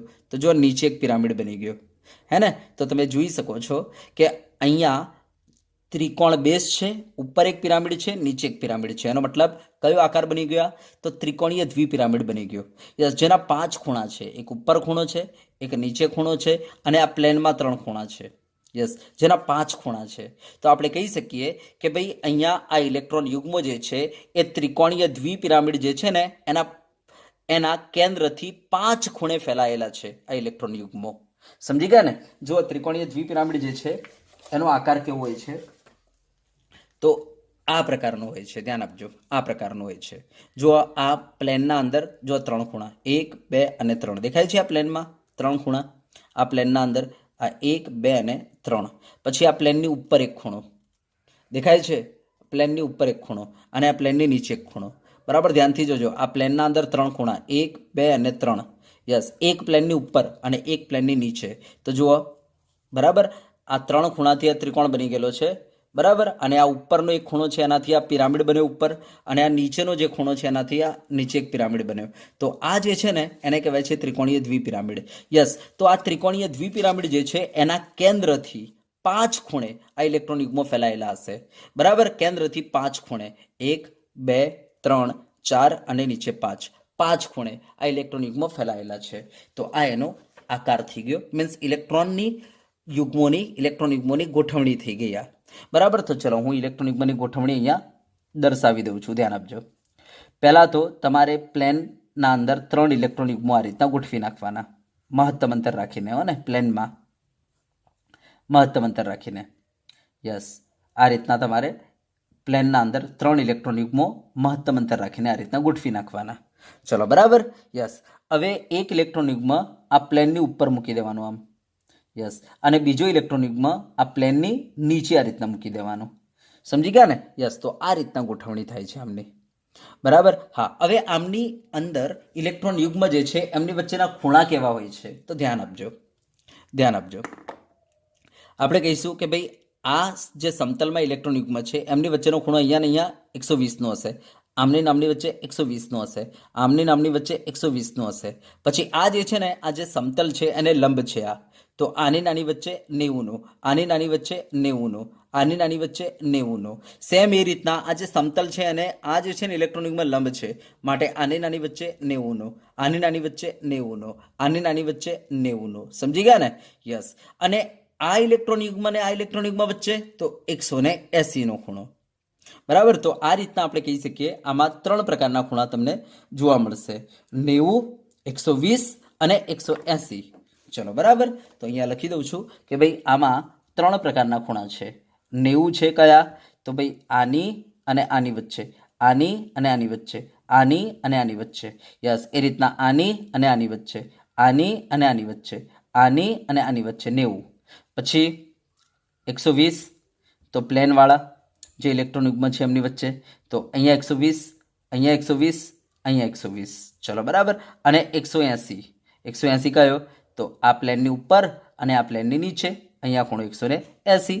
તો આ રીતના આમાં 3 પ્રકારના ખૂણા તમને જોવા મળશે. ચલો બરાબર. હા, હવે જો હું આ બધા જ ઇલેક્ટ્રોન યુગ્મો જે છે એને જો બંધકારક ગણી દઉં, શું લઈ લઉં? બંધકારક ગણી દઉં, બરાબર. બધા જ ઇલેક્ટ્રોન યુગ્મને જો આપણે બંધકારક ગણી દઈએ અને એનાથી જોડાયેલા એટમને જો આપણે બી લઈ લઈએ, બી બી બી, ઉપર બી નીચે બી, યસ, અને સેન્ટ્રલ એટમને જો હું એ લઈ લઉં, તો બોલો આ અણુનો પ્રકાર કયો થઈ જશે? તો આપણે કહીશું AB5 પ્રકારનો અણુ થઈ જશે. જો સેન્ટ્રલ એટમને આપણે એ લઈ લઈએ અને આ બધા જ ઇલેક્ટ્રોન યુગ્મો જે છે એને જો બંધકારક લઈ લઈએ અને એનાથી જોડાયેલા એટમને જો આપણે બી લઈ લઈએ, બરાબર, યસ, તો આપણો અણુ જે છે AB5 પ્રકારનો થઈ જશે. ચલો બરાબર, યસ. હવે આની ભૂમિતિ કેવી હશે? તો આપણે કહીશું કે આના અંદર બધા જ ઇલેક્ટ્રોન યુગ્મો કેવા છે? બંધકારક છે. યસ, એનો મતલબ સરખા છે, જેના કારણે એ બધા જ ઇલેક્ટ્રોન યુગ્મ વચ્ચે જે અપાકર્ષણ લાગશે કેવું લાગશે? સરખું લાગશે. માટે આમની ભૂમિતિ સેમ આવી જ બનશે. એનો મતલબ નિયમિત ભૂમિતિ બનશે, બરાબર. એનો મતલબ કે આ રીતના ગોઠવાશે, આ સેન્ટર પોઈન્ટ એ, યસ, બી આ રીતના, બરાબર. આ બંધકારક ઇલેક્ટ્રોન યુગ્મ આ રીતના એનાથી બી જોડાયેલું હશે, એ રીતના આ બંધકારક ઇલેક્ટ્રોન યુગ્મ આ રીતના એનાથી બી જોડાયેલું હશે, બરાબર. હવે આ સમતલને લંબ આ રીતના બંધકારક ઇલેક્ટ્રોન યુગ્મ હશે જેનાથી બી જોડાયેલું હશે, બરાબર. અને સમતલને લંબ આ રીતના નીચે પણ બંધકારક ઇલેક્ટ્રોન યુગ્મ હશે જેનાથી બી જોડાયેલું હશે. તો કંઈક આ રીતના એમની ગોઠવણી થઈ જશે, બરાબર. યસ, આ ગોઠવણીને આપણે શું કહીશું? ત્રિકોણીય દ્વિપિરામિડ કહીશું, બરાબર. કેવી રીતના? તો જો એનો આકાર જોવો તો શું કરવાનું? તમારે સરાઉન્ડિંગ એટમને આ રીતના જોડી દેવાના. જો જોડી દો તો તમે જોડશો એટલે તમારો આ એક ત્રિકોણ બની જશે. આ બની ગયો, યસ, જે સમતલમાં હશે એકદમ. યસ, હવે આ ત્રિકોણની ઉપર, બરાબર, જુઓ તમે જોઈ શકો છો એક પિરામિડ બનશે, કારણ કે આ ત્રિકોણના 3 ખૂણા, તો આ 3 ખૂણાને તમે, બરાબર, ઉપરના બંધકારક ઇલેક્ટ્રોન યુગ્મ સાથે જોડાયેલા બી પરમાણુ સાથે જોડી દો તો ઉપર એક પિરામિડ બની ગયું. સેમ એ જ રીતના નીચે આપણે એક પિરામિડ આવું બની જશે, બરાબર. નીચે આ રીતના એક પિરામિડ બની જશે. તો તમે જોઈ શકો છો એક ઉપર પિરામિડ બની ગયો, એક નીચે પિરામિડ બની ગયો અને બેઝ થઈ ગયો ત્રિકોણ. તો આ આકારને આપણે શું કહીશું? ત્રિકોણીય દ્વિપિરામિડ આકાર કહીશું. શું કહીશું આપણે? ત્રિકોણીય દ્વિપિરામિડ આકાર. ચલો બરાબર, યસ. અને આમના અંદર ખૂણા કેવા હશે? તો સેમ આ જ ગોઠવણી હોવાને કારણે 90, 120 અને 180 ના ખૂણા હશે, સેમ આ જ. ચલો ક્લિયર. તો આ રીતના જો આ બધા જ ઇલેક્ટ્રોન યુગ્મ બંધકારક હશે તો આપણે કહીશું કે ભાઈ એવા અણુઓ જે છે AB5 પ્રકારના હશે. ચલો બરાબર, યસ. હવે જો આના અંદર આપણે એક ઇલેક્ટ્રોન યુગ્મ અબંધકારક લઈ લઈએ અને બાકીના 4 ઇલેક્ટ્રોન યુગ્મ જો બંધકારક લઈ લઈએ, બરાબર, તો હવે એમની ભૂમિતિ કેવી થશે? તો ચલો ધ્યાન આપજો. સેન્ટ્રલ એટમ એ, હવે બંધકારક ઇલેક્ટ્રોન યુગ્મ 4 હોવા, 4 છે આના અંદર. કેટલા? 4. આપણે 4 લઈ લઈએ અને એ 4 બી પરમાણુથી જોડાયેલા હોય તો શું બની જશે? AB4. અને એક અબંધકારક ઇલેક્ટ્રોન યુગ્મ હોય તો બોલો અણુ કયો પ્રકારનો થઈ જશે? AB4E થઈ જશે. તો આમાં કયા ઇલેક્ટ્રોન યુગ્મને આપણે બંધકારક ઇલેક્ટ્રોન યુગ્મ તરીકે લઈશું અને કોને અબંધકારક ઇલેક્ટ્રોન યુગ્મ તરીકે લઈશું? બરાબર. પહેલા તો એ મોટો પ્રશ્ન છે, તો ચલો ધ્યાન આપજો. હું એને પહેલા સોલ્વ કરીને તમને બતાવું. તો જુઓ, મારી પાસે આ જે છે ઇલેક્ટ્રોન યુગ્મોની ગોઠવણી છે, બરાબર, 5. હા, હવે આના અંદર આ જે અક્ષો પર છે ઇલેક્ટ્રોન યુગ્મ, આને કહીશું આપણે અક્ષિયલ, અને આ જે પ્લેનમાં છે એને આપણે કહીશું ઇક્વાટોરિયલ, બરાબર. તો આ વસ્તુ ધ્યાન આપજો. હા, હવે આ જે અક્ષિયલ ઇલેક્ટ્રોન યુગ્મો છે એ આની સાથે જો 90 નો ખૂણો બનાવે છે, યસ. માટે જો હું અહીંયા અબંધકારક ઇલેક્ટ્રોન યુગ્મ મૂકી દઈશ ને તો આ 90નો ખૂણો આ 3 સાથે બનાવતા હોવાથી આ 3 સાથે અપાકર્ષણ કરશે. જો હું એની જગ્યાએ અહીંયા ઇક્વાટોરિયલ પોઝિશન ઉપર જો અબંધકારક ઇલેક્ટ્રોન યુગ્મ મૂકી દઉં તો સાહેબ આ જે છે ને એ 2 સાથે 90નો ખૂણો બનાવે છે, જેના કારણે આ જે છે 2 સાથે અપાકર્ષણ કરશે. બરાબર? યસ. પેલામાં એક્સિયલ પોઝિશનમાં મૂકું છું તો 3 સાથે વધુ અપાકર્ષણ કરે છે. બરાબર? કારણ કે 3 સાથે એ 90નો ખૂણો બનાવે છે. અને જો ઇક્વાટોરિયલ પોઝિશન ઉપર મૂકું છું ઇલેક્ટ્રોન યુગ્મને, બરાબર, હા, તો એ 2 સાથે 90નો ખૂણો બનાવે છે, જેના કારણે 2 સાથે અપાકર્ષણ કરશે. બરાબર? હા, તો હવે અપાકર્ષણ કઈ જગ્યાએ ઓછું? તો આપણે કહીશું સાહેબ અહીંયા, કારણ કે આ 2 સાથે જ 90નો ખૂણો બનાવે છે. જ્યારે જો હું એક્સિયલ પોઝિશન ઉપર મૂકીશ તો 3 સાથે 90નો ખૂણો બનાવે છે, જેના કારણે તે અપાકર્ષણ વધુ હશે. માટે આપણે હંમેશા અબંધકારક ઇલેક્ટ્રોન યુગ્મને કઈ પોઝિશન ઉપર મૂકીશું? ઇક્વાટોરિયલ પોઝિશન ઉપર જ મૂકીશું. એનો મતલબ પ્લેનના અંદર જ આપણે અબંધકારક ઇલેક્ટ્રોન યુગ્મને હંમેશા મૂકીશું. તો ચલો, અત્યારે મારી પાસે AB4E પ્રકારનો અણુ છે. એનો મતલબ આમાં 4 બોન્ડ પેર છે અને 1 લોન પેર છે. તો હવે ચલો આમાં લોન પેર કોને લઈશું? તો આપણે કહીશું આ જે સમતલના અંદર જે 3 છે, બરાબર, આપણા ઇલેક્ટ્રોન યુગ્મો, આમાંથી ગમે તે એકને તમે લોન પેર લઈ લો, અબંધકારક ઇલેક્ટ્રોન યુગ્મ લઈ લો, અને બાકીના જે 4 વધે એને તમે બોન્ડ પેર લઈ લો. બરાબર? તો આપણે એક કામ કરીએ, આને આપણે લઈ લઈએ છીએ, બરાબર, આ જે ઇલેક્ટ્રોન યુગ્મ જે છે, બરાબર, એને આપણે લઈ લઈએ છીએ અબંધકારક ઇલેક્ટ્રોન યુગ્મ તરીકે. બરાબર? જેના કારણે અહીંયાથી એટમ નીકળી જશે. યસ, જેના કારણે આ આખું નીકળી જશે ભાગ. એમ સમજો અહીંયા અબંધકારક ઇલેક્ટ્રોન યુગ્મ છે. બરાબર? યસ. ઓકે. યસ, આ બધી બોન્ડ પેર છે આપણી. થઈ ગઈ 4 બોન્ડ પેર. યસ. અને આ બોન્ડ પેર કયા પરમાણુ સાથે જોડાયેલા હશે? બી બી બી બી. યસ, આ લોન પેરને આપણે ઈ કહી દઈશું અને આ સેન્ટ્રલ એટમને એ કહી દઈએ. તો આ શું થઈ ગયું? AB4E થઈ ગયો ને અણુ. યસ. ચલો, હવે આનો આકાર કયો? બરાબર? તો આપણે જોઈ શકીએ છીએ કે ભાઈ આના અંદર તમે જુઓ, બરાબર, આને તો આ તમને કેવો લાગે છે? તો જો ચીચુડા જેવો લાગે છે. પેલા તમે ઘણી વખતે ગાર્ડનમાં ગયા હશો તો ત્યાં તમને આવો સીસો જોવા મળે છે. બરાબર? યસ, તમે અહીંયા બેસતા હશો, બરાબર, સીસો જોવા મળે છે, જેને ગુજરાતીમાં કહેવાય ચીચુડો. બરાબર? તો આનો આકાર કેવો થઈ ગયો? ચીચુડા જેવો આકાર. બરાબર? તો આ ચીચુડો આકાર થઈ ગયો. તો જ્યારે જ્યારે આપણે, બરાબર, આના અંદરથી એક ઇલેક્ટ્રોન યુગ્મની જગ્યાએ જ્યારે અબંધકારક ઇલેક્ટ્રોન યુગ્મ મૂકી દઈએ અને 4 ઇલેક્ટ્રોન યુગ્મની જગ્યાએ આપણે બંધકારક ઇલેક્ટ્રોન યુગ્મ મૂકીએ, બરાબર, યસ, ત્યારે આ અણુ બનશે AB4E અને એનો આકાર બની જશે ચીચુડો. ચલો, ક્લિયર? યસ. તો હું અહીંયા તમને બતાવી દઉં છું આકાર કયો બનશે? ચીચુડો. તો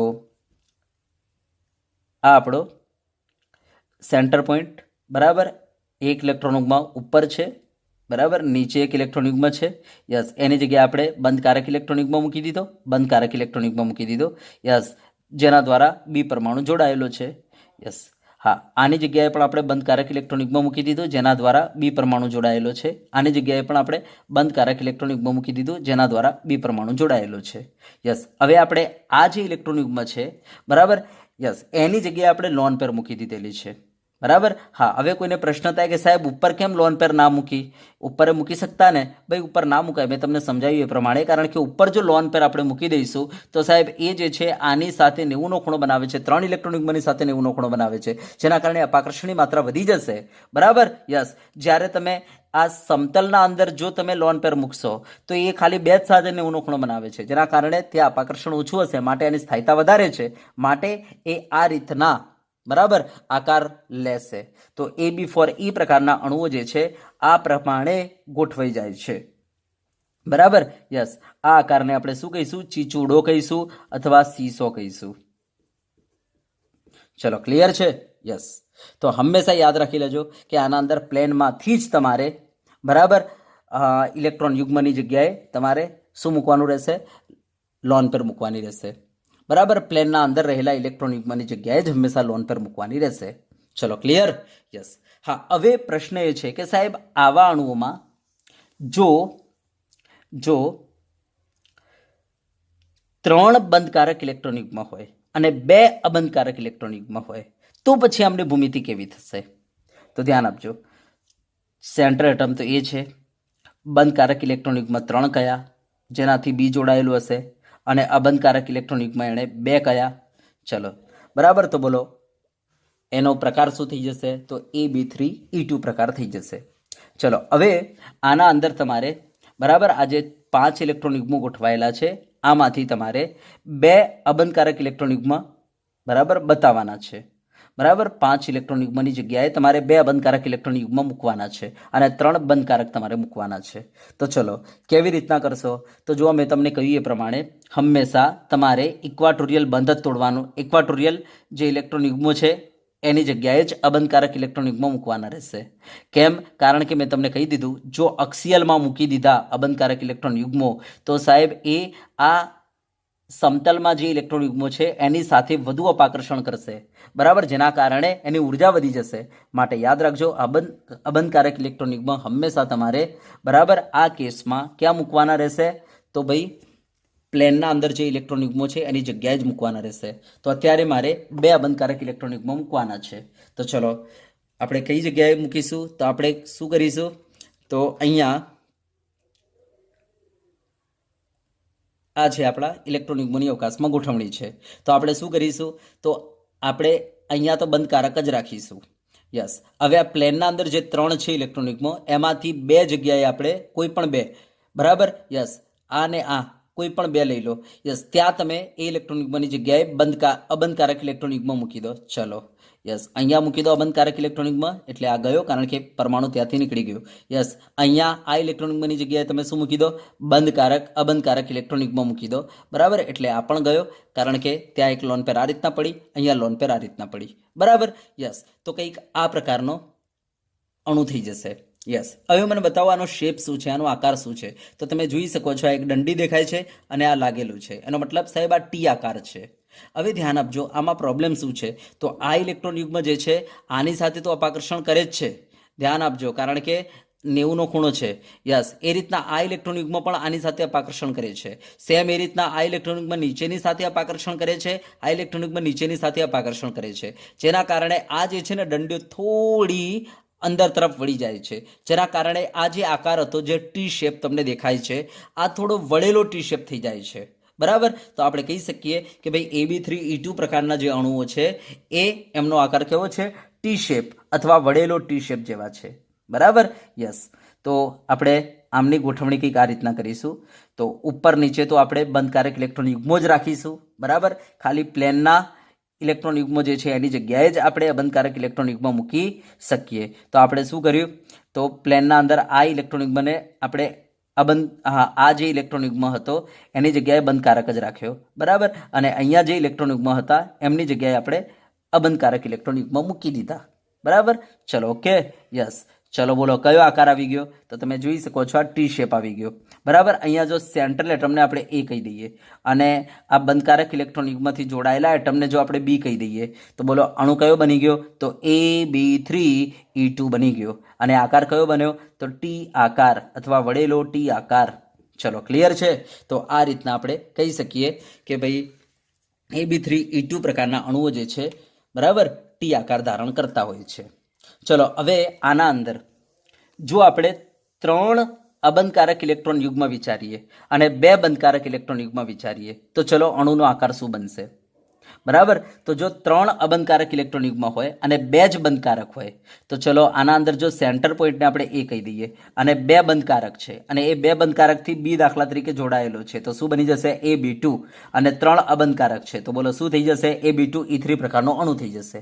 ચલો હવે આના અંદર 3 અબંધકારક છે અને 2 બંધકારક છે તો બોલો બંધકારક ક્યાં મુકાય? તો બંધકારક હંમેશા ઉપર અને નીચે જ મુકાય. યસ, અબંધકારક તમે ક્યાં મૂકી શકો? તો ભાઈ સમતલમાં તમે મૂકી શકો. ઇક્વાટોરિયલ ઇલેક્ટ્રોન યુગ્મની જગ્યાએ તમે મૂકી શકો. બરાબર, તો ચલો એનો આકાર શું થઈ જશે? તો ધ્યાન આપજો.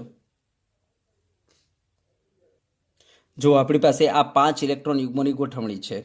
હવે મેં તમને કહ્યું એ પ્રમાણે બંધકારક ક્યાં મૂકવા પડશે? ઉપર અને નીચે અક્ષીયલ બંધમાં મૂકી દો. હા, અબંધકારક તમે આ ઇક્વાટોરિયલ ઇલેક્ટ્રોન યુગ્મોની જગ્યાએ તમે મૂકી શકો છો. બરાબર, કારણ કે અહીંયા અપાકર્ષણ ઓછું લાગવાનું છે. જો અહીંયા મૂકી દીધું તો અપાકર્ષણ વધી જશે કારણ કે આ જે છે આની સાથે નેવું, આની સાથે નેવું, આની સાથે નેવું, જેના કારણે તમે આને છંછેડી ન શકો. એનો મતલબ અહીંયા હંમેશા તમારે બંધકારક ઇલેક્ટ્રોન યુગ્મ જ મૂકવાના રહેશે. યસ, હા અહીંયા તમે અબંધકારક મૂકી શકો છો. હવે અહીંયા અબંધકારક કેટલા છે? મારી પાસે 3 છે તો આ 3 ને 3ની જગ્યાએ અબંધકારક મૂકી દો. ચલો મૂકી દીધું, યસ મૂકી દીધું, યસ. તો અહીંયા મૂકી દીધું, એનો મતલબ અહીંયા બંધકારક થઈ ગયું, અહીંયા બંધકારક થઈ ગયું, અહીંયા બંધકારક થઈ ગયું. ચલો બરાબર, યસ. ચલો અણુ કંઈક આવું થઈ જશે. બરાબર, જો સેન્ટ્રલ એટમને એ કહી દઉં, આ બંધકારક ઇલેક્ટ્રોન યુગ્મથી જોડાયેલા પરમાણુને બી કહી દઉં. બરાબર, બંધકારક ઇલેક્ટ્રોન યુગ્મથી જોડાયેલા પરમાણુને બી કહી દઉં, અને આ બંધકારક ઇલેક્ટ્રોન યુગ્મને ઈ વડે દર્શાવી દઉં. તો જુઓ અણુ બની ગયો તમારો Ab2E3, યસ. અને આકાર થઈ ગયો તમારો રેખીય, હે ને, યસ. તો જુઓ એમની ગોઠવણી કંઈક આ રીતના થઈ જશે.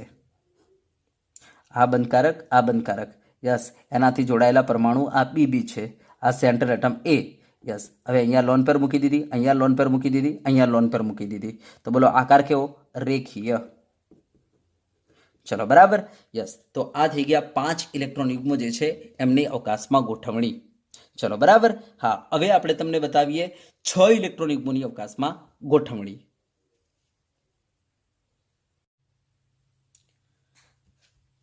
તો ચલો હવે આપણે 6 ઇલેક્ટ્રોન યુગ્મોની અવકાશમાં ગોઠવણી બતાવીએ. હવે મેં તમને કહ્યું છે એ પ્રમાણે આગળ પણ મેં વાત કરી દીધેલી છે કે ભાઈ 5 કે 5 કરતાં વધારે ઇલેક્ટ્રોન યુગ્મોની જ્યારે અવકાશમાં ગોઠવણી કરવી હોય તો તમારે પહેલાં એક પ્લેન અઝ્યુમ કરી લેવાનું. આ પ્લેનની ઉપર એક ઇલેક્ટ્રોન યુગ્મ મૂકી દો, આ પ્લેનની નીચે એક ઇલેક્ટ્રોન યુગ્મ મૂકી દો લંબ, અને બાકી વધેલા ઇલેક્ટ્રોન યુગ્મને તમારે આ સમતલની અંદર મેક્સિમમ અંતર રાખીને મૂકી દેવાના. તો અત્યારે મારે 6 મૂકવાના છે, તો એક ઉપર મૂકી દીધો મેં આમ, એક નીચે આ રીતના મૂકી દીધો લંબ. હવે વધ્યા કેટલા? 4 ને. તો આ 4 ઇલેક્ટ્રોન યુગ્મને મારે હાથમાં મેક્સિમમ અંતર રાખીને ગોઠવી નાખો. એનો મતલબ 90 કેટલા વધ્યા? 4 ને. તો 90 ના ખૂણે ગોઠવી નાખો એટલે મેક્સિમમ અંતર આવી જશે. સમજ્યા વાત ને? એક ઉપર મૂકી દો, એક નીચે મૂકી દો, અને વધ્યા કેટલા? 4 ને. તો 4 ને તમે આ પ્લેનના અંદર 90 ના ખૂણે મૂકી દો એટલે મહત્તમ અંતર આવી જશે પ્લેનમાં. ચલો ક્લિયર? તો આ રીતના આપણે ઇલેક્ટ્રોન યુગ્મને ગોઠવી દઈશું. ચલો જુઓ, બતાવું હું તમને. જેમ કે જુઓ, આમાં શું કર્યું છે, મેં આ પ્લેન લઈ લીધું છે, આ પ્લેનની ઉપર એક ઇલેક્ટ્રોન યુગ્મ મૂકી દીધો, આ પ્લેનની નીચે જો આ દેખાતો નથી, આ વધારે નીચે છુપાઈ જાય છે આ. તો પ્લેનની તમારે નીચે આ રીતના મૂકી દેવાનું એક, અને પ્લેનની ઉપર એક મૂકી દેવાનું. ચલો મૂકી દીધો, યસ. હવે આ પ્લેનના અંદર તમારે જો 4 વધ્યા તો 4 મૂકી દો આ પ્લેનમાં, મૂકી દીધા. મેક્સિમમ અંતર રાખીને જો 90નો ખૂણો, 90નો ખૂણો, 90નો ખૂણો, 90નો ખૂણો થઈ ગયો ને મેક્સિમમ અંતર રાખીને. તો આ રીતના મૂકી દેવાના. ચલો ક્લિયર? તો આ રીતના આપણે 6 ઇલેક્ટ્રોન યુગ્મોની અવકાશમાં ગોઠવણી કરીશું. જો આને મારે બીજા શબ્દોમાં બોલવું હોય ને તો હું આવું બોલી શકું કે ભાઈ અષ્ટફલકના કેન્દ્રથી 6 ખૂણે ફેલાયેલા હોય છે, હું આવું કહી શકું. હવે કોઈ કહેશે સાહેબ કેવી રીતના? તો ધ્યાન આપો, આપણે આ જે ઇલેક્ટ્રોન યુગ્મો છે એમના છેડાઓને જોડી દો. જુઓ, આ 6 ઇલેક્ટ્રોન યુગ્મોના છેડાઓને જોડી દો. તો પહેલા આપણે આ 4ના છેડાઓને જોડી દીધા. બોલો, ચોરસ બની ગયો. ચોરસ બની ગયો. આ 4ના છેડાઓને જોડ્યા. જુઓ ફરીથી એકવાર, બની ગયો ચોરસ, યસ. હવે શું કરો, આને ઉપર જોડી દો, આને ઉપર જોડી દો, આમ આ છેડાને ઉપર જોડી દો, આ છેડાને આ છેડા સાથે જોડી દો. બોલો, ઉપર પિરામિડ બની ગયો. ઓકે, ચલો હવે આ જે છેડા છે એ આપણે નીચેના છેડા સાથે જોડી દઈએ. યસ, આ છેડાને નીચેના છેડા સાથે, આ છેડાને નીચેના છેડા સાથે, આ છેડાને નીચેના છેડા સાથે આપણે જોડી દઈએ. તો નીચે પણ એક પિરામિડ બની ગયું. તો જો શું બની ગયું? બેઝ ચોરસ, ઉપર પિરામિડ, નીચે પિરામિડ. તો ચોરસ દ્વિપિરામિડ જેવું તમને દેખાશે, હે ને? ચોરસ દ્વિપિરામિડ જેવું દેખાય ને? બરાબર, ધ્યાનથી જોજો, આવું દેખાશે, આવું દેખાશે. આમાં આ જે બેઝ છે ને એમાં જુઓ 4 થઈ ગયા ખૂણા, 1 2 3 અને 4, અને એક ઉપર ખૂણો થઈ ગયો, એક નીચે ખૂણો થઈ ગયો. થઈ ગયા ને? જુઓ બરાબર, ધ્યાનથી જોજો. બરાબર, આ બેઝમાં 4 ખૂણા, યસ, ઉપર આપણે જોડી દીધા આ રીતના, યસ, જેના કારણે ઉપર એક પિરામિડ બની ગયો. અને આ બેઝના 4 ખૂણાને નીચેના બરાબર છેડા સાથે આપણે જોડી દઈએ તો જુઓ નીચે પણ આ રીતના બરાબર એક પિરામિડ બની ગયું. તો આપણે કહી શકીએ આને ચોરસ દ્વિપિરામિડ.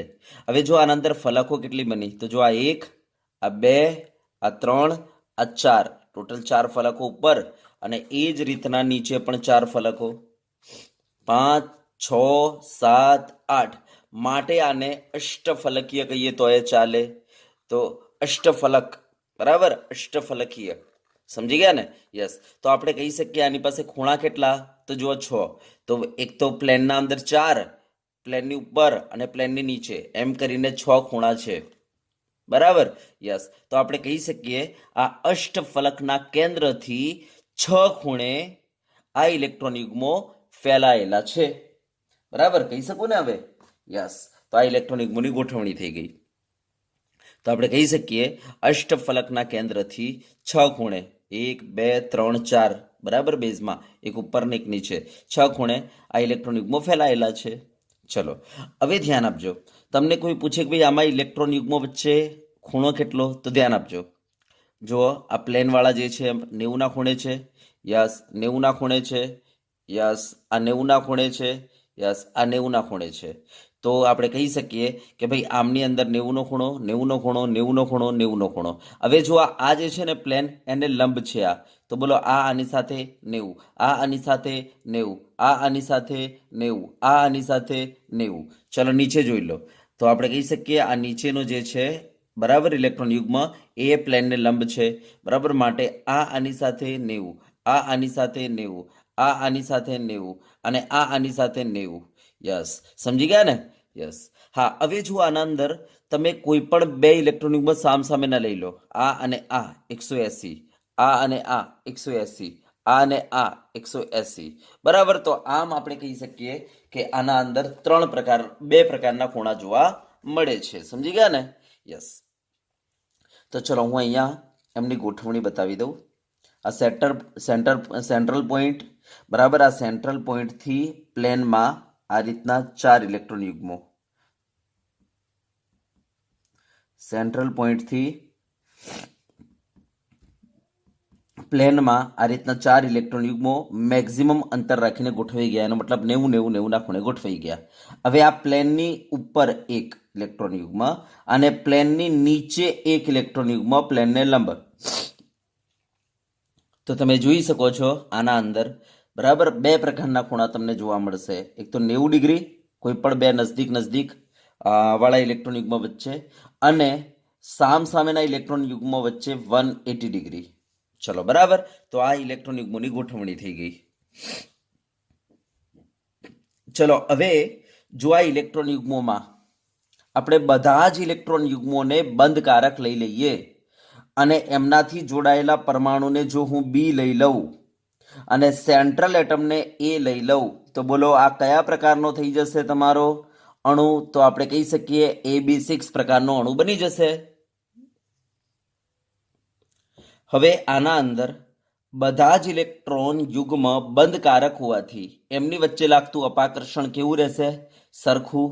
જેના કારણે આમની ભૂમિતિ સેમ આના જેવી જ આવશે, જેને આપણે કહીશું નિયમિત ભૂમિતિ, રેગ્યુલર જીઓમેટ્રી. તો આપણને રેગ્યુલર જીઓમેટ્રી જોવા મળશે. તો દિમાગમાં ફિટ કરી લો, જેના અંદર લોન પેર નથી એમની ભૂમિતિ રેગ્યુલર જ હોય છે, રેગ્યુલર જીઓમેટ્રી હોય છે. એમાં ડિસ્ટોર્શન નથી હોતો, એમાં વિકૃતિ નથી હોતી. આ દિમાગમાં ફિટ કરી લેજો. તો ચલો આમની ભૂમિતિ મારે બતાવી છે, તો કહીને સેન્ટ્રલ એટમ એ બતાવી દો. પ્લેનમાં આ રીતના બી એડજસ્ટ કરી દો, બરાબર. પ્લેનની ઉપર આ રીતના બી મૂકી દો અને પ્લેનની નીચે આ રીતના પ્લેનને લંબ બી મૂકી દો. તો આ એમની ભૂમિતિ થઈ ગઈ. ચલો આનો આકાર જોવો છે તો એક કામ કરો, સરાઉન્ડ એટમ જેટલા પણ છે આ બધાને જોડી દો તમે, બરાબર. તો જો આ એક પ્લેન બની ગયો. હવે આની ઉપર આ રીતના જે એટમ છે એને આ 4 ખૂણા, બરાબર, 4 ખૂણામાં રહેલા આ જે પ્લેનના અંદર 4 ખૂણાના અંદર જે એટમ રહેલા છે એ એટમને ઉપરના એટમ સાથે જોડી દો. ચલો, બરાબર. જુઓ તો ઉપર આ શું બની ગયો? પિરામિડ, બરાબર. યસ. નીચે પણ એવું જ કરો. આ નીચે જે એટમ છે આ પ્લેનની નીચે, યસ, આ તો એને આ પ્લેનના 4 ખૂણાના જે પરમાણુ છે, બરાબર, એનાથી જોડી દો આ પ્લેનની નીચે રહેલા એટમને. તો જો આ નીચે પણ પિરામિડ બની ગયો. યસ, તો કંઈક આવો આકાર આવશે, બરાબર, જેને આપણે શું કહીશું ભાઈ? ચોરસ, ઉપર પિરામિડ નીચે પિરામિડ, ચોરસ દ્વિપિરામિડ અથવા અષ્ટફલકીય. આમાં ટોટલ 8 ફલકો છે, માટે આ આકારને આપણે અષ્ટફલકીય આકાર કહી શકીએ. ચલો, ક્લિયર છે? યસ, આમાં ખૂણાઓ તમે જોશો તો તમને એ જ જોવા મળશે, 90 અને 180, કારણ કે બરાબર આમની ભૂમિતિ રેગ્યુલર છે, કારણ કે બધા જ ઇલેક્ટ્રોન યુગ્મો અહીંયા બંધકારક છે, જેના કારણે એમની વચ્ચે લાગતું અપાકર્ષણ એક સરખું છે માટે. ચલો, બરાબર. હા, હવે પ્રશ્ન એ છે કે સાહેબ આ જે 6 ઇલેક્ટ્રોન યુગ્મો છે આમાંથી જો 5 ઇલેક્ટ્રોન યુગ્મો આપણે બંધકારક લઈ લઈએ અને 1 ઇલેક્ટ્રોન યુગ્મ આપણે જો અબંધકારક લઈ લઈએ તો આમની જીઓમેટ્રી કેવી બનશે? તો ચલો ધ્યાન આપજો. સેન્ટ્રલ એટમ તો એ છે. હવે આમના 6 ઇલેક્ટ્રોન યુગ્મોમાંથી 5 ઇલેક્ટ્રોન યુગ્મો મેં બંધકારક લીધા છે અને એનાથી જોડાયેલો પરમાણુ સપોઝ બી છે અને એક અબંધકારક લીધેલો છે, બરાબર. તો બોલો અણુ જે છે AB5E પ્રકારનો થઈ જશે. Okay, yes. હા, હવે ધ્યાન આપજો. આમાં આપણે કયા ઇલેક્ટ્રોન યુગ્મને અબંધકારક લઈ શકીએ? તો ધ્યાન આપજો, આના અંદર બધા જ નજીકના ઇલેક્ટ્રોન યુગ્મો વચ્ચેનો ખૂણો 90 છે, બરાબર. તો આ વસ્તુ ધ્યાન આપજો, બધા જ નજીકના કોઈ પણ 2 ઇલેક્ટ્રોન યુગ્મ વચ્ચેનો ખૂણો તમે જોઈ લો 90. જો અંદર 90 જ છે આ બધા, બરાબર, પ્લેન વાળા બધા 90 જ છે ને, પ્લેન વાળા. જો આ બંને વચ્ચે 90, આ બંને વચ્ચે 90, આ બંને વચ્ચે 90, અને આ જે ઉપર જે છે પ્લેનને એ આ પ્લેન સાથે જો 90, પ્લેન સાથે 90, પ્લેન સાથે 90, પ્લેન સાથે 90, જેના કારણે તમે ગમે ત્યાં કોઈ પણ ઇલેક્ટ્રોન યુગ્મની જગ્યાએ અબંધકારક ઇલેક્ટ્રોન યુગ્મ મૂકશો તો એક સરખું જ અપાકર્ષણ હશે, બરાબર. માટે તમે કોઈ પણ ઇલેક્ટ્રોન યુગ્મની જગ્યાએ અબંધકારક ઇલેક્ટ્રોન યુગ્મ મૂકી શકો છો, કારણ કે એક સરખું જ અપાકર્ષણ હશે આના અંદર. સમજી ગયા ને? એક સરખું જ અપાકર્ષણ છે એટલા માટે. ઓકે, યસ, એક સરખું જ અપાકર્ષણ છે એટલા માટે. કોઈ પણ લઈ લો. તો ચલો હું એક કામ કરું છું, આ ઉપરવાળો જે છે એની જગ્યાએ હું આ જે ઇલેક્ટ્રોન યુગ્મ છે એની જગ્યાએ હું લોન પેર મૂકી દઉં છું. તો જોઈ લેજો, જો એની જગ્યાએ હું લોન પેર મૂકી દઉં તો અહીંયા બરાબર એ 4 સાથે અપાકર્ષણ જે કરશે એ જ અપાકર્ષણ જો હું અહીંયા લોન પેર મૂકી દઉં તો એ જ અપાકર્ષણ થવાનું છે, બરાબર. હું અહીંયા લોન પેર મૂકી દઉં તો એ જ અપાકર્ષણ થવાનું છે. જોઈ શકો છો ને, 4 આવી જાય છે. હું અહીંયા લોન પેર મૂકી દઉં તો એ જ અપાકર્ષણ થવાનું છે. હું અહીંયા લોન પેર મૂકી દઉં તો એ જ અપાકર્ષણ થવાનું છે. હું અહીંયા લોન પેર મૂકી દઉં તો એ જ અપાકર્ષણ થવાનું છે. તો કહેવાનો મતલબ કે તમે ગમે તે ઇલેક્ટ્રોન યુગ્મની જગ્યાએ લોન પેર મૂકી શકો છો, બરાબર. આ કેસમાં, બરાબર, આ કેસના અંદર. તો ચલો એક કામ કરીએ, આપણે આ ઇલેક્ટ્રોન યુગ્મની જગ્યાએ લોન પેર મૂકી દીધી એટલે ત્યાંથી એટમ ગયો. યસ, હવે આટલો ભાગ બાકી વધ્યો. ચલો, બરાબર. યસ, આપણે આને શું કહીશું? તો ધ્યાન આપજો, આ લોન પેરને એલ કહી દો, બરાબર. યસ, આ જે બોન્ડ પેર જે આપણી 5 વધી એનાથી જોડાયેલા એટમ જો આપણે બી બી બી બી અને બી લઈ લઈએ તો આપણે આને શું કહીશું? AB5E, બરાબર. આપણો અણુ થઈ ગયો. હવે આનો આકાર કયો બન્યો? તો આપણે કહીશું, જુઓ ભાઈ, આ બેઝ તમારો ચોરસ છે અને નીચે જે છે તમે આ જોશો તો નીચે એક પિરામિડ બની ગયો, બરાબર. યસ, તો આપણે આને કહીશું ચોરસ પિરામિડ. શું કહીશું આને? ચોરસ પિરામિડ. શું કહીશું આને? ચોરસ પિરામિડ કહી દઈશું. સમજી ગયા ને વાતને? યસ, નીચે તો કંઈ છે નહીં, નીચે તો લોન પેર પડેલી છે, બરાબર. યસ, આ બધાને તમે જોડી દો, જોડશો એટલે તમારો શું થઈ જશે? ચોરસ પિરામિડ આવી જશે. તો આપણે કહી શકીએ AB5 પ્રકારના જે અણુ, AB5E પ્રકારના જે અણુઓ છે એ આકારમાં કેવા રહે છે? ચોરસ પિરામિડ રહે છે.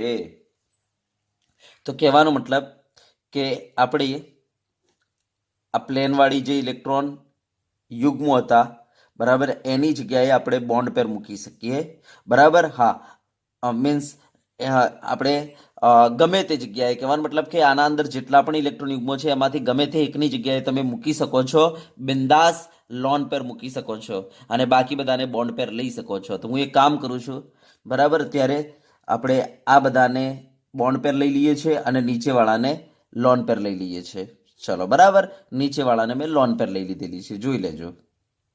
યસ, આમાં તમે ગમે તે લઈ લેશો, આ જ જવાબ આવવાનો છે, જવાબમાં કોઈ ચેન્જ થવાનો નથી. તો મેં અત્યારે નીચેવાળાને શું કહી દીધું, આ જે ઇલેક્ટ્રોન યુગ્મ હતો એની જગ્યાએ લોન પેર લઈ લીધી ને બાકી બધાને બોન્ડ પેર રાખી છે. બરાબર, તો ચલો મારો આકાર આ થઈ ગયો. યસ, ચલો આકારને બોલવું હોય તો શું બોલાય, તો કંઈ નહીં, જો આ બેઝ છે તમારો અને આ તમારું ઉપર આ રીતના. બરાબર, યસ, ઉપર આ તમારો આ જે છે ને બોન્ડ પેર, એને બી વડે જોડી દો પહેલા. બરાબર, તમારી આ બોન્ડ પેરોને બી વડે જોડી દો, બી એટમ વડે. યસ, આ લોન પેર છે. હવે કામ કરો, આ સરાઉન્ડિંગ એટમને આ રીતના જોડી દેજો. બોલો કયો આકાર આવે છે, તો આપણે કહી શકીએ આ ચોરસ છે અને ઉપર પિરામિડ આવી ગયું, તો આને શું કહેવાય, ચોરસ પિરામિડ. સમજી ગયા? તો કહેવાનો મતલબ એ છે AB5E પ્રકારના અણુમાં તમે કોઈ પણ બોન્ડ ઇલેક્ટ્રોન યુગ્મની જગ્યાએ લોન પેર મૂકી શકો, અબંધકારક ઇલેક્ટ્રોન યુગ્મ મૂકી શકો છો. બરાબર, આ દિમાગમાં ફિટ કરી લો. યસ, આકાર આ જ બનવાનું છે, ચોરસ પિરામિડ. બરાબર, આકાર આ જ બનવાનું છે, ચોરસ પિરામિડ. કોઈ પણ જગ્યાએ તમે મૂકશો, આકાર આ જ બનવાનું છે, ચોરસ પિરામિડ. ચેક કરવું હોય તો કરી લો, ફરીથી એક વખતે ચેક કરી લો. આકાર આ જ બનવાનો છે, ચોરસ પિરામિડ. જોઈ લેજો, આ રહ્યો મારી પાસે. બરાબર, હા, હું ગમે તે કાઢી નાખું. બરાબર, ગમે તે ઇલેક્ટ્રોન યુગ્મની જગ્યાએ લોન પેર મૂકી દઉં. દાખલા તરીકે આ ઇલેક્ટ્રોન યુગ્મની જગ્યાએ લોન પેર મૂકી દઉં, જોઈ લેજો. કાઢી નાખ્યો ને મેં. યસ, અહીંયાથી એટમ ગયો. યસ, ચલો આ કયો આકાર બન્યો, કોઈને ચેક કરવો છે, જો એ જોઈ લો. બોલો કયો આકાર છે આ, જો કયો આકાર છે આ, જો આ તમારા પ્લેનના અંદર 4 થઈ ગયા ને એક ઉપર આવી ગયું, જો જોડી દો. આ બોલો કયો આકાર છે આ, ચોરસ, નીચે બેઝ, ઉપર પિરામિડ. તો કહેવાનો મતલબ કોઈ પણ ઇલેક્ટ્રોન યુગ્મની જગ્યાએ તમે લોન પેર મૂકશો, આકાર આ જ બનવાનો છે, દિમાગમાં ફિટ કરી લેજો આ. બરાબર, કારણ કે અહીંયા દરેક ઇલેક્ટ્રોન યુગ્મ વચ્ચે બરાબર જે અપાકર્ષણ લાગી રહેલું છે એ સેમ હોવાને કારણે આપણે કોઈ પણ ઇલેક્ટ્રોન યુગ્મને હટાવીને ત્યાં લોન પેર મૂકીશું, અપાકર્ષણ સેમ આવશે. માટે તમે બિંદાસ ગમે તે ઇલેક્ટ્રોન યુગ્મની જગ્યાએ લોન પેર મૂકી શકો છો. કયા કેસમાં? AB5E ના કેસમાં. હા, હવે વાત એ છે કે સર જો આપણે આના અંદર 2 ઇલેક્ટ્રોન યુગ્મને આપણે અબંધકારક લઈ લઈએ અને 4 ઇલેક્ટ્રોન યુગ્મને આપણે બંધકારક લઈ લઈએ, તો પછી શું થશે? તો આપણો AB4E2 પ્રકારનો અણુ તો બની જશે. હા, હવે ખાસ ધ્યાન આપવાનું છે કે ભાઈ હવે જે તમારો ઇલેક્ટ્રોન યુગ્મ ની જગ્યાએ તમારે જે લોન પેર મૂકવાની છે, હવે તમે આમાંથી ગમે તે હટાવી શકો નહીં. જો તમે આમાંથી આ પ્લેન વાળા હટાયા તો આ લોન પેર સાથે શું કરવાનું ચાલુ થઈ જશે? ખૂબ જ અપાકર્ષણ કરવાનું ચાલુ થઈ જશે, કારણ કે આ નજદીક પડે છે, 90 ખૂણે પડે છે. માટે આપણે હવે જો તમારે બીજો આના અંદર લોન પેર મૂકવો હોય ઇલેક્ટ્રોન યુગ્મની જગ્યાએ, તો તમારે આનાથી બરાબર 180 ખૂણે જે આ છે ને, યસ, અહીંયા જ મૂકવો પડે લોન પેર. આ દિમાગમાં ફિટ કરો કે જેના કારણે આ અપાકર્ષણ મિનિમાઇઝ થઈ જાય. તો હવે જો તમારે આમાં બીજો લોન પેર મૂકવો હોય તો તમારે એક્ઝેક્ટલી બરાબર એની સામે જ જવું પડશે. યસ, એનો મતલબ અહીંયા જ તમારે લોન પેર મુકાય. આ દિમાગમાં ફિટ કરી લો. સમજી ગયા? તો સામે આ એક્ઝેક્ટ જે છે ને આ લોન પેર, એની એક્ઝેક્ટલી સામે જ તમારે બરાબર ઇલેક્ટ્રોન યુગ્મની જગ્યાએ લોન પેર મૂકવી પડે. યસ, માટે આ આકાર કેવો બની ગયો? તો આપણે કહીશું સાહેબ આ કેવો બની ગયો? તો આપણે કહીશું એકદમ પ્લેન ચોરસ બની ગયો, હે ને? તો સમતલીય ચોરસ બની ગયો આકાર. તો આ દિમાગમાં ફિટ કરી લેજો. ચલો બરાબર, તો 2 લોન પેર જો હટાવી હોય ને તો સામેની જ હટાવવી પડશે. આ દિમાગમાં ફિટ કરી લેજો. હા, એક હટાવી હોય મીન્સ એક ઇલેક્ટ્રોન યુગ્મની જગ્યાએ તમારે લોન પેર મૂકવાની હોય, મીન્સ એક લોન પેર મૂકવાની હોય તો ગમે તે જગ્યાએ તમે મૂકી શકો છો. પણ જો 2 લોન પેર મૂકવાની હોય, 2 અબંધકારક ઇલેક્ટ્રોન યુગ્મ મૂકવાના હોય, તો તમારે સામેના ઇલેક્ટ્રોન યુગ્મોની જગ્યાએ જ તમે 2 અબંધકારક ઇલેક્ટ્રોન યુગ્મ અથવા 2 લોન પેર મૂકી શકો છો. આ દિમાગમાં ફિટ કરી લેજો.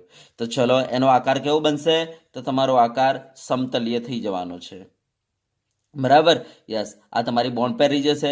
આ બોન્ડ પેર, આ બોન્ડ પેર, આ બોન્ડ પેર, આ લોન પેર, આ લોન પેર. હવે બોન્ડ પેર બંધાયેલા છે B થી, બોન્ડ પેર બંધાયેલા છે B થી, બોન્ડ પેર બંધાયેલા છે B થી, બોન્ડ પેર બંધાયેલા છે B થી, અને આ તમારી લોન પેર તો કંઈક આવો આકાર આવશે. આને કહેવાય છે ચોરસ, સમચોરસ, હે ને? સમતલ આપણે કહી શકીએ સમતલીય ચોરસ, આને કહી શકીએ સમતલીય ચોરસ. તો ચલો ક્લિયર થઈ ગયું છે. હા, તો હવે દિમાગમાં ફિટ કરી લેજો. 6 ઇલેક્ટ્રોન યુગ્મો વાળા અણુઓના કેસમાં જો તમારે એક લોન પેર મૂકવાની જરૂર પડે તો તમે ગમે તે જગ્યાએ મૂકી દેશો, જવાબ આ જ આવવાનો છે, ચોરસ પિરામિડ. અને જો બે અબંધકારક ઇલેક્ટ્રોન યુગ્મો જો મૂકવા હોય તો સામેના ઇલેક્ટ્રોન યુગ્મો તમે પસંદ કરી શકો છો. સામેના ઇલેક્ટ્રોન યુગ્મોને જ પસંદ કરવાના રહેશે. ચલો ક્લિયર છે. અને બાકીના બધા ઇલેક્ટ્રોન યુગ્મોને તમારે બંધકારક તરીકે લેવાના રહેશે. ચલો ઓકે, યસ. ચલો હવે આપણે તમને બતાવીએ 7 ઇલેક્ટ્રોન યુગ્મોની અવકાશમાં ગોઠવણી. ચલો ઓકે.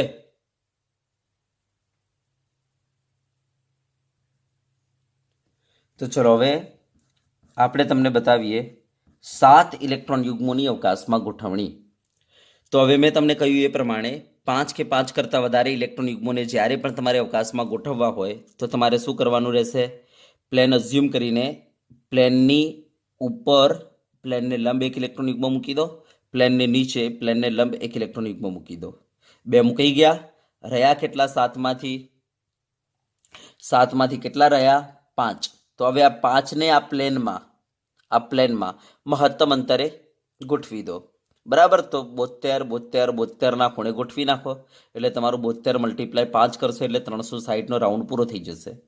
ચલો બરાબર. તો આ રીતના આપણે ગોઠવીશું. તો કહેવાનો મતલબ કે મારા હાથમાં પંચકોણ બની ગયો જો હું જોડી દઈશ તો બધાને. અને ઉપરના જે ઇલેક્ટ્રોન યુગ્મ છે એના છેડાને જો હું આ બધા ઇલેક્ટ્રોન યુગ્મના છેડા વડે જોડી દઈશ તો ઉપર એક પિરામિડ બની જશે, સેમ નીચે એક પિરામિડ બની જશે. ચલો બરાબર, યસ. માટે આનો આકાર શું આવશે? પંચકોણીય દ્વિપિરામિડ.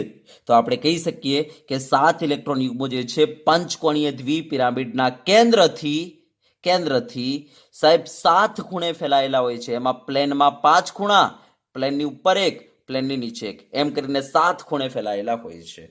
બરાબર. જો હું બતાવું તમને, જો આ રીતના, બરાબર ધ્યાનથી જોજો. જો આ પ્લેન છે, બરાબર. હા, આ પ્લેનને લંબ એક ઉપર, પ્લેનને લંબ નીચે દેખાય છે. યસ. હા, હવે બાકી વધ્યા 5. તો આ 5 ને તમારે ક્યાં મૂકવાના? પ્લેનના અંદર મૂકી દો. બરાબર. હા, અને મહત્તમ અંતર રાખી દે એટલે કે 72 રાખી દીધું. યસ. તો આ રીતના આપણે ગોઠવણ કરીશું.